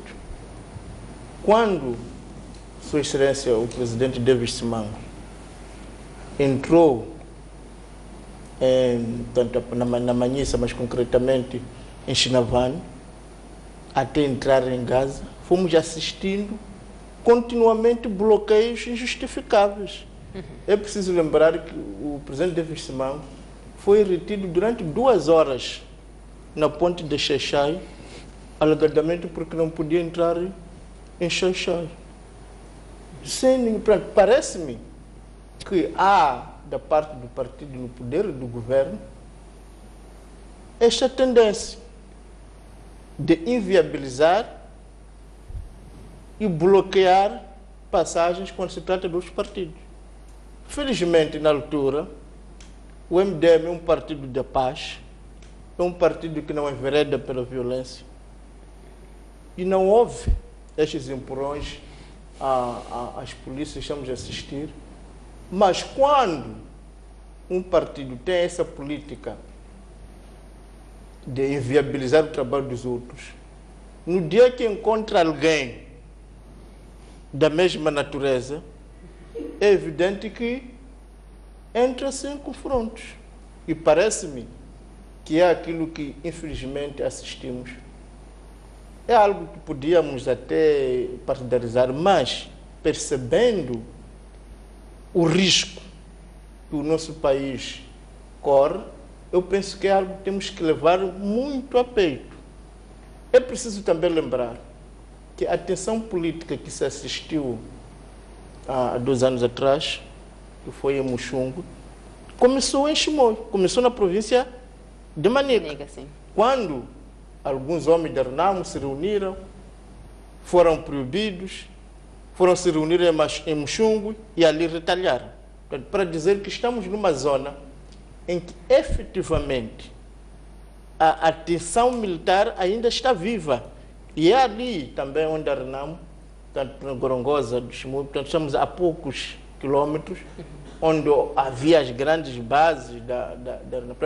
É preciso muita cautela, é preciso muita prudência da parte dos moçambicanos, de todas as partes. Eu, sinceramente, não queria continuar com o discurso Frelimo, RENAMO, porque o assunto é sério. Imaginemos se tivesse havido ali troca de tiros, porque vimos realmente o exército da Frelimo de um lado, o exército da Renamo do outro lado. Não, e atrás, diga o que quiser, eu fui proibido pela polícia da Frelimo, porque não há nenhuma polícia da República que impede manifestante. Eu vivi isto na BO e foi noticiado por esta televisão. O MDM foi proibido de entrar em Xaixai por uma polícia de um partido, porque a polícia da República não tem essas atitudes. É preciso também que sejamos claros. Eu, pessoalmente, sou de opinião de que tem que haver muita prudência, que tem que haver muito respeito entre os partidos políticos e, sobretudo, neste momento dramático, estamos a ver, porque trata-se das nossas vidas, trata-se do nosso futuro. Se isto continuar, se isto entrar no tal barril de pólvora que estava a referir, nem nós, nem ninguém estará aqui amanhã para fazer comentário. Estaremos a fugir para a Suazilândia, por exemplo, e lá seremos escravos, seremos deslocados e vamos, um país que está a encontrar o seu rumo, efetivamente, há de regredir milhares de anos. E isto não parece-me que aqui há que tentarmos, não sei se é fechar os olhos, mas transcender aquilo que são os partidos políticos, transcender aquilo que são os interesses de pessoas e olharmos para o país. Mas também temos capacidade de nos perdoarmos. Pronto, isto aconteceu, passou, mas uma vez que envolve um risco eminente para o nosso país, o que é que nós podemos fazer urgentemente para se ultrapassar, para que não continuemos neste risco? Porque, repare, se hoje chegou um investidor e por acaso ligou o telejornal, viu, isso mete-se logo no avião e volta e vai dizer que não vale a pena se meter por este caminho. E as nossas crianças que estão a assistir isto, parece-me que a polícia é uma instituição que deve ser respeitada e não podemos assistir. Mas para que isso aconteça? Isso não acontece de qualquer maneira, isso não acontece a qualquer custo. É preciso que haja um consenso político. Portanto, a minha ideia é que, transcendendo todas as diferenças, todas as iras, biras, ódios, interesses particulares, já chegamos no momento que há uma necessidade premente de sentarmos como moçambicanos e resolvermos este problema. Este problema está a nos escapar. Parece-me que... Tem uma coisa que só queria colocar. Aquele mesmo cenário, se fosse uma comitiva, não precisa ter que seja do presidente do partido Frelimo, que fosse apenas a primeira-dama a fazer o mesmo trajeto, tenho quase a certeza que a polícia não teria bloqueado a comitiva, a polícia não teria reagido daquela mesma maneira. Mas porque era o presidente da Renamo que fazia aquele trajeto, tinha que se fazer aquilo. Portanto, eu acho que é preciso nós ultrapassarmos isso e começarmos a pensar de uma outra forma, porque eu tenho quase a máxima certeza de que se tivesse sido o presidente do partido Frelimo a passar por aquele sítio com a sua comitiva, a polícia estaria simplesmente a dar continência para ele passar. Mas também, espera, é preciso também esclarecer o seguinte, é que de certeza ninguém melhor do que a polícia sabe como definir perímetros de segurança. Que eu saiba e nós todos sabemos, sempre que há sessões na Assembleia da República, bloqueia-se uma parte da 24 de julho. Porque a segurança entende que deve definir aquele perímetro de segurança. Essa é a entidade da polícia. Agora, se eventualmente entende-se que nunca deve haver restrições, então nunca se bloqueie aquela faixa. Mas nós podemos procurar o bueno aqui, esse discurso de procurar razão, não é razão, é perceber o que parece que neste momento, esta ideia de procurar razão deste ou daquele, parece-me que torna-se irrelevante perante o drama e o perigo em que estamos a correr. Porque se formos, de fato, as razões, vamos encontrar razões para um e razões para outro. Parece-me que o caminho, neste momento, é olharmos para aquele evento e percebermos o perigo em que nós corremos. Parece-me que, em vez de nos focalizarmos no evento para encontrar culpados e não culpados, temos que perceber o sinal Porque significa que, se não tivesse havido ali contenção de parte a parte, quantas pessoas teriam morrido ali? E quantas iras e biras teriam ali surgido? E como é que estaríamos amanhã? Portanto, eu gostaria que fizéssemos estas análises, tem razão, não tem, porque parece que olhando, compulsando, a gente percebe que há exageros de parte a parte. A partir do momento que há um líder político que diz claramente que vão me vingar, agora provocaram-me, e isso está, é claro que não é correto, mas também percebe-se que se vês uma multidão, digamos, estamos a falar de milhares, e um polícia se coloca à frente, esse polícia que vai acabar mesmo daquela maneira, porque não é possível, parece-me que não é altura, não é tempo de fazermos esse tipo de análise. Vamos fazer apelos veementes. Este é um sinal claro da porta do inferno que se abre à nossa frente e que é preciso que seja fechada imediatamente. António Bueno, olhando para o atual cenário, para essa digressão que Afonso Dhlakama está a fazer, parece estar a mostrar que a aprovação do projeto é um dado adquirido. Isto vai ou não condicionar o debate no Parlamento? A meu ver, não vai. Quer dizer, nós, apesar desta ser uma estratégia no sentido de pressionar para que este projeto seja aprovado, agora os deputados são soberanos, quer dizer, eles têm que estar, vivem nesta sociedade, sentem naturalmente o ambiente desta sociedade, mas acima de tudo o interesse nacional deve prevalecer. Significa que devem saber apreciar, discutir e no fim decidir, tendo sempre atenção os mais altos interesses deste país. E que não podemos agora arranjar estratagemas para tentar pressionar, e repito, esta é uma das formas de pressão que a Renamo está a usar para, de alguma forma, condicionar a decisão soberana dos nossos deputados. Eduardo Lambrete, os pronunciamentos de Afonso Dhlakama não estarão a elevar alta fasquia sobre este projeto? Ou seja, caso o entendimento parlamentar contrarie, por exemplo, a entrada imediata do projeto, como é que ficam as promessas que estão a ser deixadas perante a população? Bom, primeiro entender que a Assembleia da República representa o povo. Eu tenho a certeza absoluta que se o presidente Afonso Dhlakama, no seu périplo pela região do centro e norte, não percebesse aquilo que é o sentido ou a expectativa do povo naquelas regiões, na direção daquilo que ele propôs, eu acredito que ele já teria desistido. Mas porque isto é o que o povo lhe diz em todo o sítio por onde ele passa, ele tem a certeza de que o povo e aqueles que representam o povo vão decidir no sentido daquilo que o povo quer. Portanto, nós não podemos olhar a Assembleia da República como uma instituição isolada. Quando falamos de que não, os deputados têm que decidir com serenidade, sim, vão decidir com serenidade, mas ouvindo o clamor do povo, ouvindo a voz do povo, porque um parlamento que não ouve o que o povo diz, o que o povo quer, este parlamento não representa o povo. E certamente o povo tem várias formas de fazer com que esse parlamento deixe de existir quando ele perceber que este parlamento não está a representar aquilo que são os seus anseios. Portanto, durante a semana eu tenho a convicção de que o presidente tem esta mensagem do povo. Várias análises pelos diversos setores sociais em relação àquilo que é o projeto da Renamo sobre a criação das autarquias provinciais. E muitos dizem que, incluindo juristas, dizem que do jeito que o projeto está, não tem condições para ser aprovado.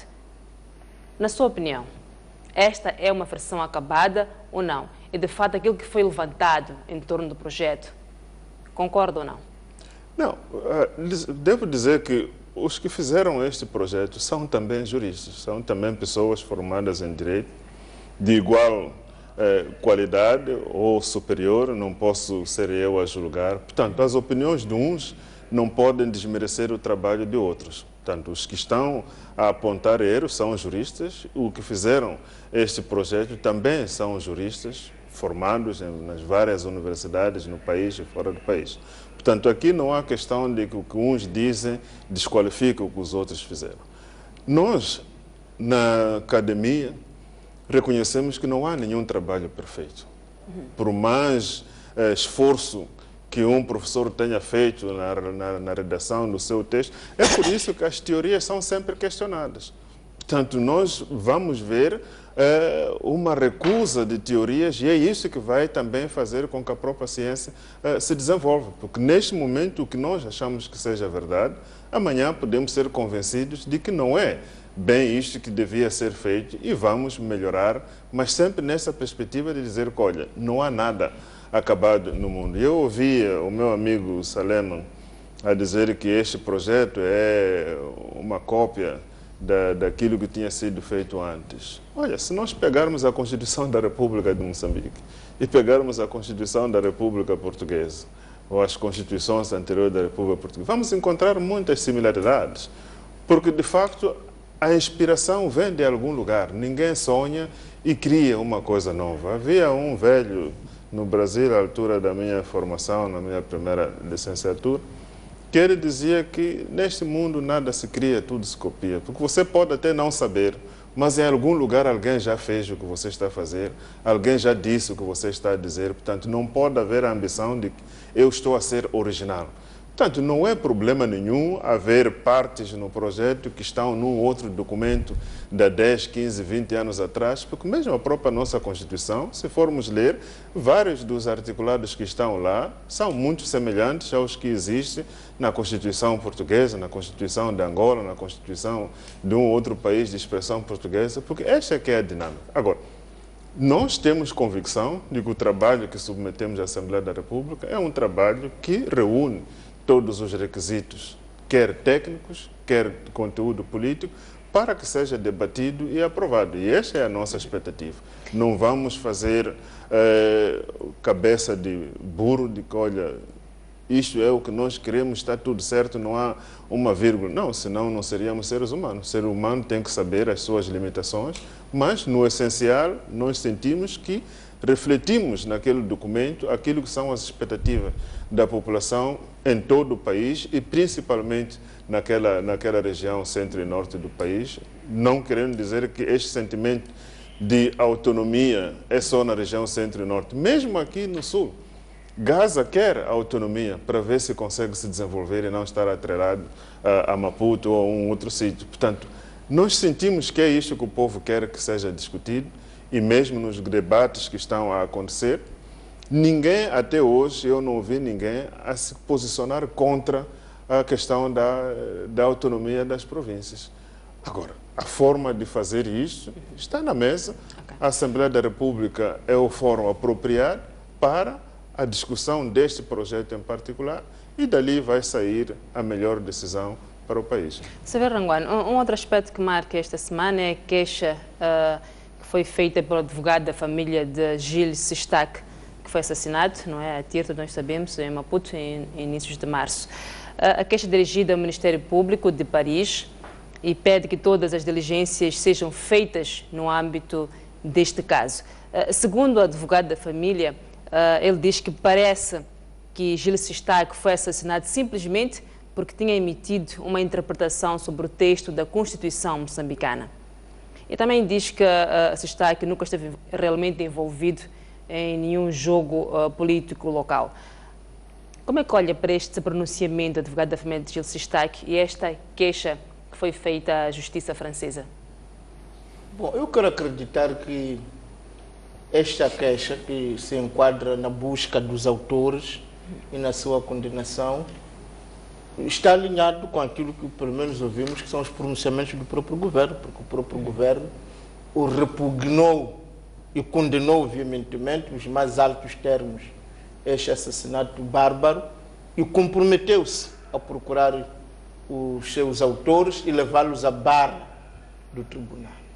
Portanto, se existem outras iniciativas como estas, digamos, da família, tendentes a encontrar os autores e puni-los severa e exemplarmente, eu penso que isto está correto e acredito que o próprio governo apoia, porque o próprio governo condenou e reafirmou por várias vezes o seu empenho e até disse que vai encetar todos os esforços para encontrar todas as parcerias tendentes a esclarecer este caso. Portanto, eu avalio isto positivamente e acredito que os moçambicanos, o cidadão moçambicano, o próprio governo vai no mesmo sentido. Agora, também é recusável, porque houve efetivamente o pronunciamento de Judiciário Estado, depois que teve repercussões nas redes sociais, em que pessoas identificadas e conhecidas, até as suas ligações partidárias e tudo, fizeram pronunciamentos que acredito que levaram a este advogado a colocar essa hipótese. E eu acho que é interessante e é importante repisar isto. Ele coloca isso como hipótese, porque diz parece. Sim. Portanto, não fez uma declaração definitiva. E acredito que qualquer pessoa ou entidade que quer investigar esse crime não tem como ignorar. Portanto, houve um pronunciamento, esse pronunciamento teve uma repercussão nas redes sociais, algumas pessoas importantes com as ligações sociais, partidárias políticas, portanto, fizeram, portanto, parece que é por aí. É uma hipótese a considerar, mas também é verdade que os assassinatos, as mortes, nos ensinaram que não devemos nos ater a uma única hipótese de investigação, porque há sempre terceiras forças, há sempre pessoas que, vendo que foi criado um clima desfavorável em relação a uma pessoa, pode aproveitar-se para levar a cabo também as suas agendas privadas. Portanto, eu acho que a forma como a questão está a ser colocada é a mais correta. Portanto, a primeira desconfiança que, pronto, houve esse pronunciamento, houve esta repercussão, então deve ser por aqui. Mas ele diz parece, é uma hipótese. Sim. O que significa que estão abertas também que haja outras hipóteses, mas é fundamental e que sejam realmente punidos. António Bueno, o fato do advogado da família de Sestac ter levantado também esta hipótese de que foi assassinado devido aos pronunciamentos que fez, mostra não que houve um impacto internacional muito forte? Não, é evidente que houve, isso é irrefutável. E também, quer dizer, e era preciso de alguma forma, ao fazer-se a exigir a intervenção do Ministério Público francês, que naturalmente dessem alguns indícios que de alguma forma pudessem, da perspectiva de quem fez esta participação, pudesse ajudar os investigadores do Ministério Público francês, naturalmente, tentar partir de alguma base. Quer dizer, e esta pode ser, esta probabilidade é uma das bases que eventualmente eles se podem, da qual podem partir para perseguir ou iniciarem com as investigações que, no entender deles, forem pertinentes, mas ainda bem que assim foi, porque é evidente que tudo deve ser feito no sentido que possa concorrer para, em primeiro lugar, descobrir os autores, quer materiais, quer morais, deste cobarde crime. E também interessa-nos a todos nós descobrir, saber as circunstâncias e motivações que estiveram por detrás do cometimento deste crime. Pelo que qualquer entidade, quer nacional, quer estrangeira, que esteja a concorrer para descobrir a verdade, eu acho que é de louvar. 3 semanas após o assassinato, ainda não foi anunciado nenhuma pista que conduza aos autores do crime. É normal que assim o seja? Bom, em situações destas, já estamos habituados que assim seja. E também não me parece que seja, naturalmente, em termos de investigação criminal, seja recomendável que, encontrando qualquer pista, se traga a público, dizendo eventualmente que pista é que foi encontrada e quais os passos subsequentes que a polícia vai tomar. O importante é que, eventualmente, dê de forma regular a informação ao público, nem que seja no sentido de dizer que o trabalho investigativo está sendo levado a cabo, mas o que é importante é que no final deste trabalho nós todos saibamos quem foi que matou Sestac e porquê. Dr. Nombrete, o criminalista Lísio de Souza disse que a recolha de provas neste caso não seria fiável, até porque extrapolou aquilo que são os prazos para a recolha das provas. Qual é a sua percepção? Bom, eu também fiquei um pouco indignado porque depois da morte do professor Sestac, creio, já não me lembro quantos dias foi, eu passava pelo Eduardo Mondlane, via aquele sítio isolado com uma fita. Fartei-me de rir porque disse, bom, não sei o que agora está-se a isolar, são as flores que até já murcharam ali no chão, porque não sei se de facto ainda haveria alguma coisa, alguma prova por se encontrar depois de tanto tempo. E ali parece-me que é uma paragem de chapa, costumam parar chapas por ali perto. Portanto, estava ali isolado, com fitas e tal, e a polícia a fazer algum trabalho, talvez para dizer que fizemos. Não interessa se foi alguns dias depois ou não, nos registros do processo da investigação vai constar que houve isolamento da área e tudo mais. Agora, certamente daí não vai se produzir nada, é apenas para constar nos relatórios que foi cumprida também esta formalidade de isolamento da área e tudo. Agora, também me preocupa porque nas primeiras intervenções da polícia, a não ser que a comunicação social também nos tenha levado para o caminho errado, mas lembro-me de ter ouvido o pronunciamento de que a polícia tinha pistas. E que inclusive falava-se de um cidadão de raça branca e tudo mais. Agora, já não sei se isto vinha da boca da polícia ou a comunicação social é que reproduzia com alguns defeitos este discurso. Mas havia esta posição. E é estranho quando hoje a mesma autoridade vem e diz que não temos pista. Mas também entende que pode haver alguma contenção neste momento de perceber que aquelas primeiras intervenções foram inoportunas, que não deviam nem ter sido feitas e que neste momento é preciso conter qualquer tipo de pronunciamento até que as coisas de facto sejam muito bem esclarecidas. Certamente que a intervenção de outras polícias, nomeadamente a Interpol, a polícia francesa e de outros países que se mostraram disponíveis e dispostos para colaborar com Moçambique, pode trazer um outro ânimo. Até aqui, onde eu tenho percebido, em Moçambique, por exemplo, nós não estamos muito especializados no crime cibernético. Portanto, há aqui envolvimento do Facebook como uma das possíveis fontes da orquestração deste crime. Portanto, esses países, com o desenvolvimento que eles têm, podem fazer o tracing dessas mensagens até chegar exatamente à fonte e ser esta uma fonte a ser considerada também para a explicação deste crime.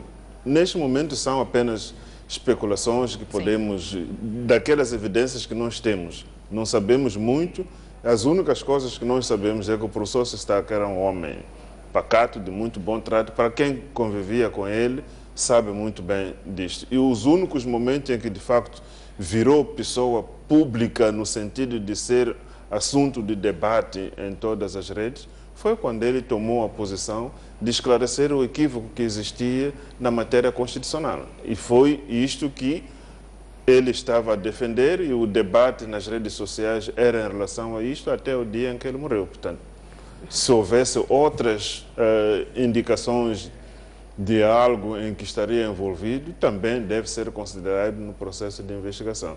Mas certamente que o processo começou mal e não sei se ainda é possível corrigir, não é? Correr agora e isolar uma área que esteve aberta durante muito tempo, não sei o que é que se consegue tirar. António Bueno, não tendo a polícia recolhido as provas em momento oportuno, momento em 48 horas, não é? Como tinha dito o doutor Elísio, que outros passos é que podem seguir? O que mais se pode fazer de modo a chegar aos responsáveis deste crime?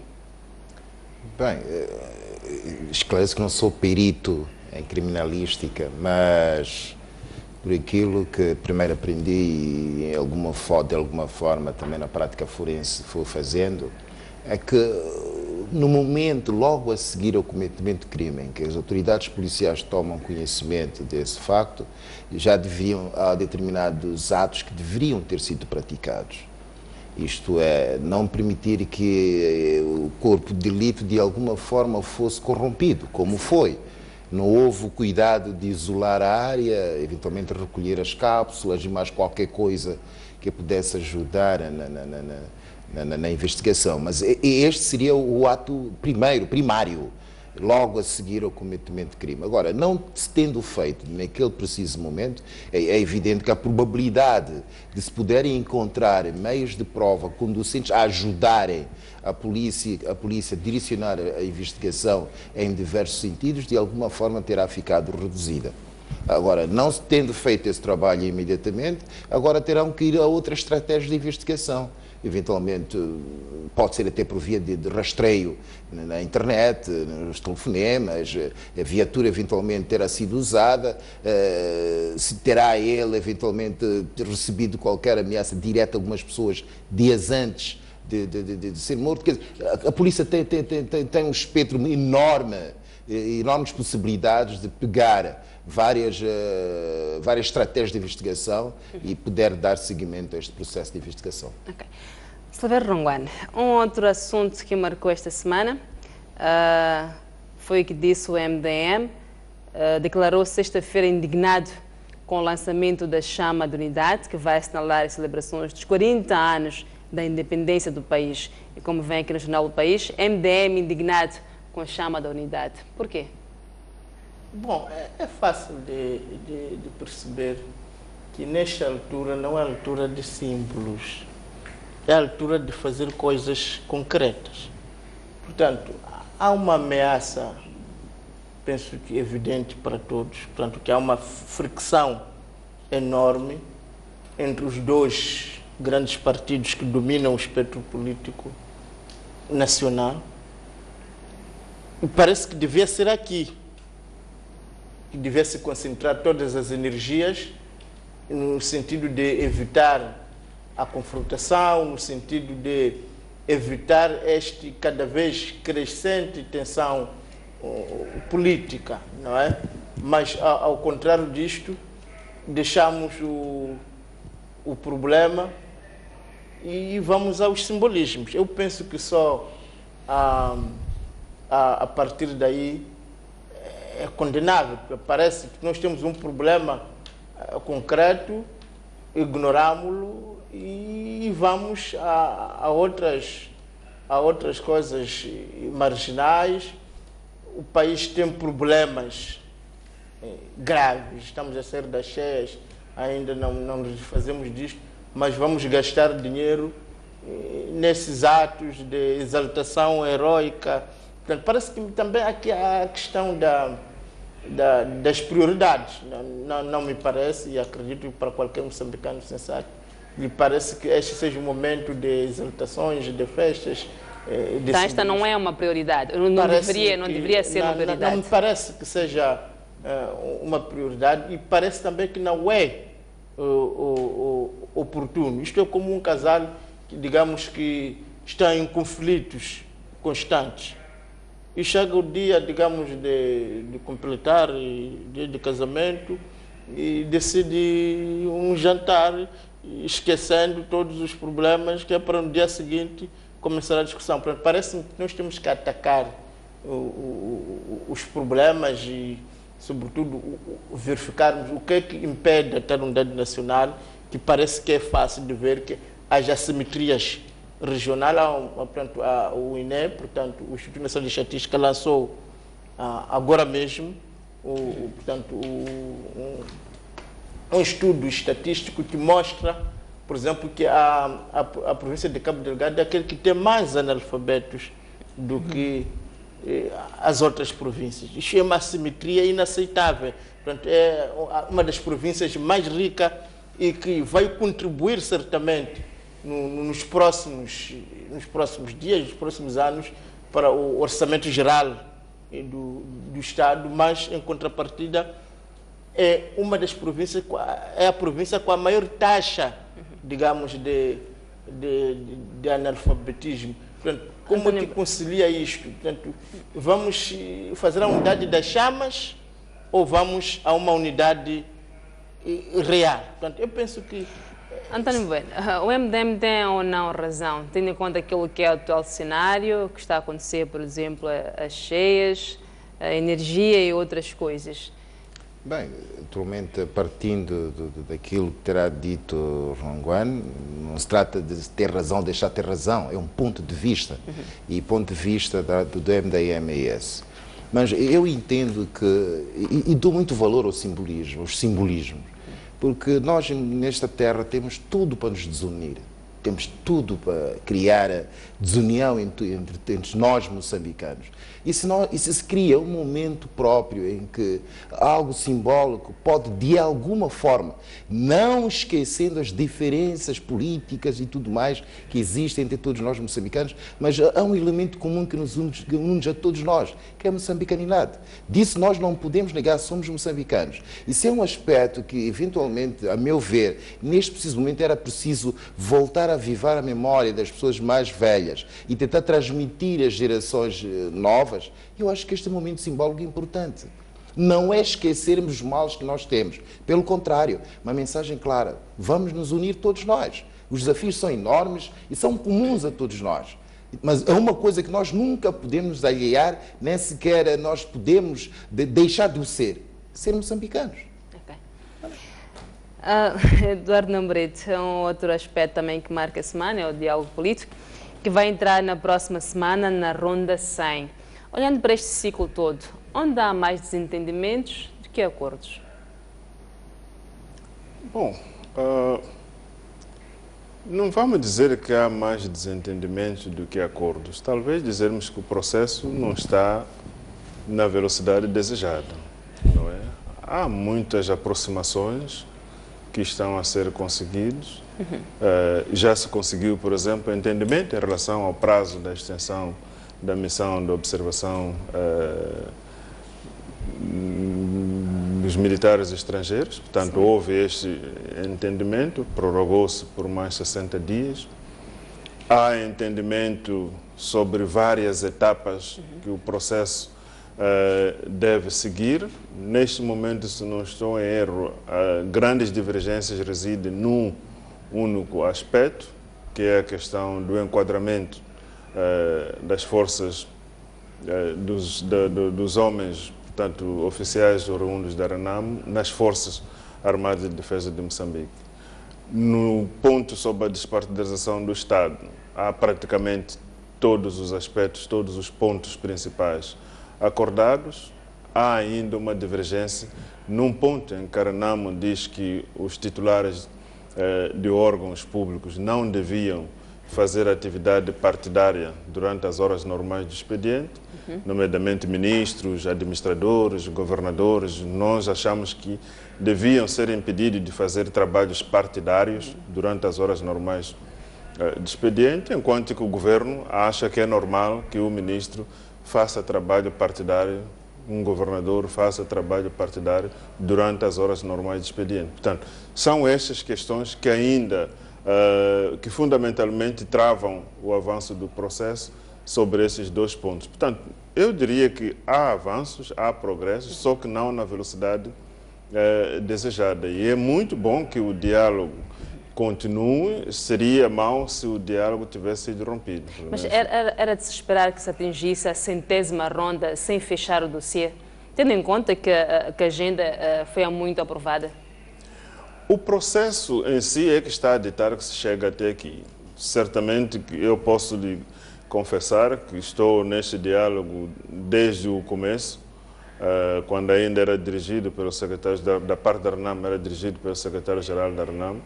Não tinha ideia que ficaríamos a 100 rondas a discutir 4 pontos. Mas a realidade na mesa nos provou que, efetivamente, é necessário que os assuntos sejam discutidos ao detalhe para se evitar que, daqui a mais 3, 4, 5 anos ou 10 anos, voltemos de novo a sentar na mesa para discutir os mesmos assuntos. Lembre-se que boa parte dos pontos que estão a ser discutidos hoje, nomeadamente a questão militar, foi discutida há mais de 20 anos, a quando do Acordo Geral de Paz, cuja implementação foi feita às correrias e não foi completa, razão pela qual este assunto, 20 anos depois, ou mais de 20 anos depois, volta de novo à mesa. E eu acredito que a demora pode ser consentida se efetivamente é para resolvermos este problema de uma vez por todas. Porque também não adianta apressarmos o processo para daqui a mais 20 anos voltarmos de novo a discutirmos as mesmas coisas. Creio que este é que é o espírito que os moçambicanos também devem entender e consentir que se o fim é para se ter uma solução definitiva para a paz do país, vamos levar o tempo que levarmos, desde que no fim, efetivamente, aquilo que for acordado seja aquilo que vai garantir a paz definitiva para o nosso país. António Bueno, era de esperar que se chegasse à 100ª ronda sem fechar este dossiê. O que efetivamente está a falhar? Bem, eu acho que, apesar de concordar em parte com o Namorete que deve-se fazer tudo com a necessária ponderação, calma, de modo a conseguir uma solução definitiva, mas me parece a mim que algumas decisões já deviam ter sido tomadas há bastante tempo.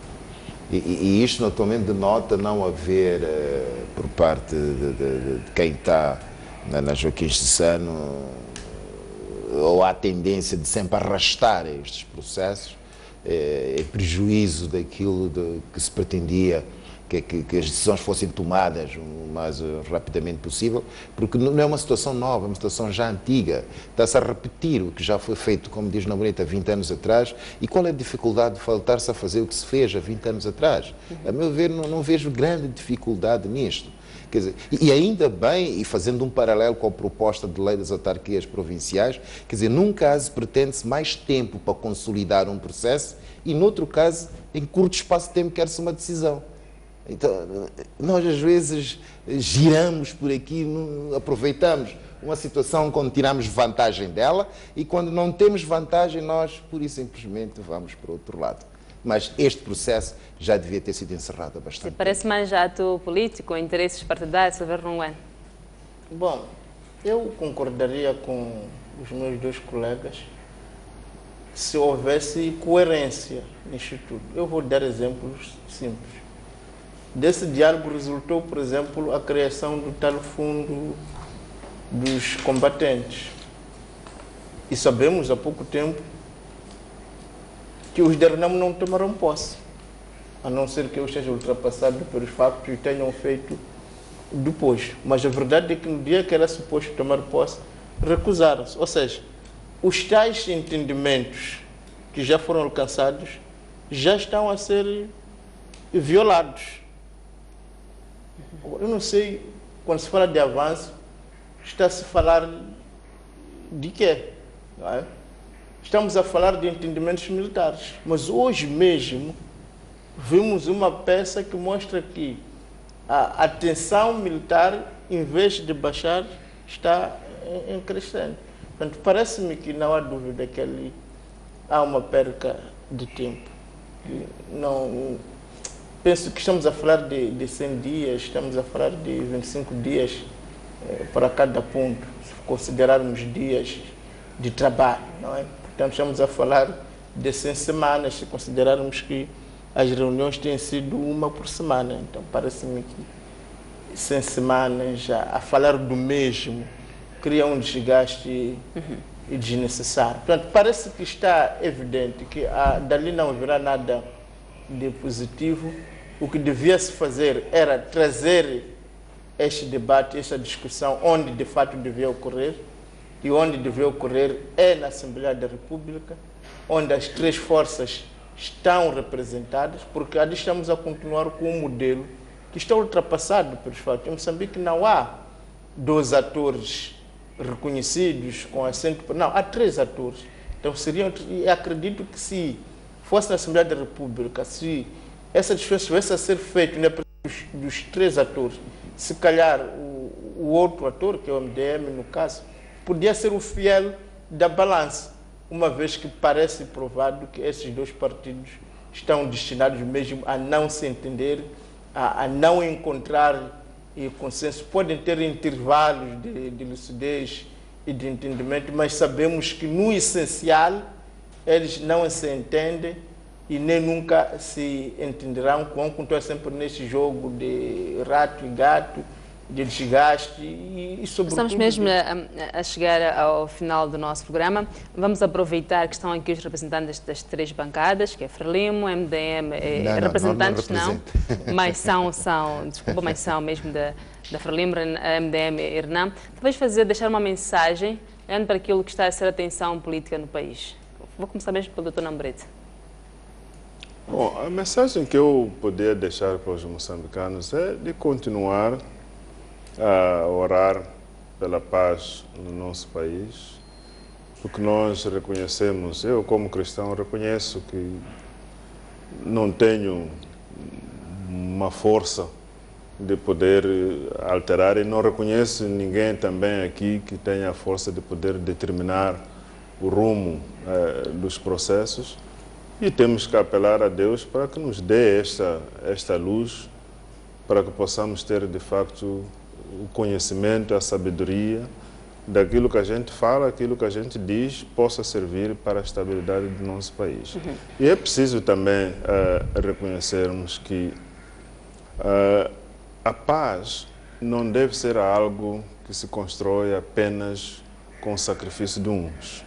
É preciso que todos, se tivermos que consentir sacrifícios, todos temos que consentir esses sacrifícios. Se tivermos que usufruir dos benefícios dessa paz, todos temos que usufruir dos benefícios dessa paz. Portanto, os moçambicanos estão atentos, os moçambicanos estão preocupados e da parte da RENAM nós podemos assegurar que estamos comprometidos com a paz, fazemos tudo para que efetivamente a paz seja mantida no país. Com as provocações, por aquilo que nós vimos, se efetivamente a RENAM não estivesse comprometido com a paz e tivesse reagido, nós teríamos problemas. Temos problemas do cerco das bases da RENAM em várias províncias e, felizmente, o que as forças da RENAM têm feito é simplesmente saírem para outros lugares, sempre na perspectiva de evitar a confrontação. Portanto, o compromisso está lá. De forma muito rápida. Não, é simplesmente dizer que é preciso nos lembrarmos que nós fomos capazes de estancar a guerra colonial através do diálogo, acabou-se a guerra de 16 anos através do diálogo, acabou-se a tensão política através do diálogo. Portanto, os moçambicanos têm força suficiente para poder acabar com esta tensão política. Vamos todos trabalhar, transcender os nossos interesses particulares de colocar Moçambique, mas Moçambique para todos no centro das nossas atenções. Portanto, apelar aos beligerantes para que se lembre que é possível a paz, desde que se interessem, desde que realmente vão para o diálogo com o desejo sincero de construir esta mesma paz. Antônio Bueno, deputado pela bancada parlamentar da Frelimo. Obrigado. Bem, eu acho que há valores intrínsecos à humanidade. E para mim, a paz, a liberdade são valores que nós não podemos abrir mão deles e nem sequer os podemos hipotecar. O que significa que é sentimento generalizado em todo o país que nós clamamos por paz. Mas o clamar por paz, diferentemente daquilo que o Namborete faz, que prefere apelar a Deus, eu prefiro apelar aos homens. Nós temos que ter maior contenção no nosso discurso. Nós temos que ter um discurso que não pode, de nenhuma forma, transmitir violência para as pessoas. Porque é isto que nós estamos a fazer. Nós estamos em cadeia a transmitir mensagens violentas às pessoas. E a reação também será violenta. E nessa altura, como muito bem diz o Ronguan, nessa altura nós não teremos o controle dessa situação. E ao invés de ganharmos, todos nós sairemos a perder. Muito obrigada. Foi então assim que encerramos a edição desta quarta-feira. Os nossos convidados foram Eduardo Namborete, que é deputado pela bancada parlamentar da RENAM, Silvério Ronguan, deputado pela bancada parlamentar do MDM, e Antônio Bueno, a gente já sabe que também é da Frelimo. Foi um prazer imenso estar em vossa companhia. Voltamos amanhã, à mesma hora. Boa noite.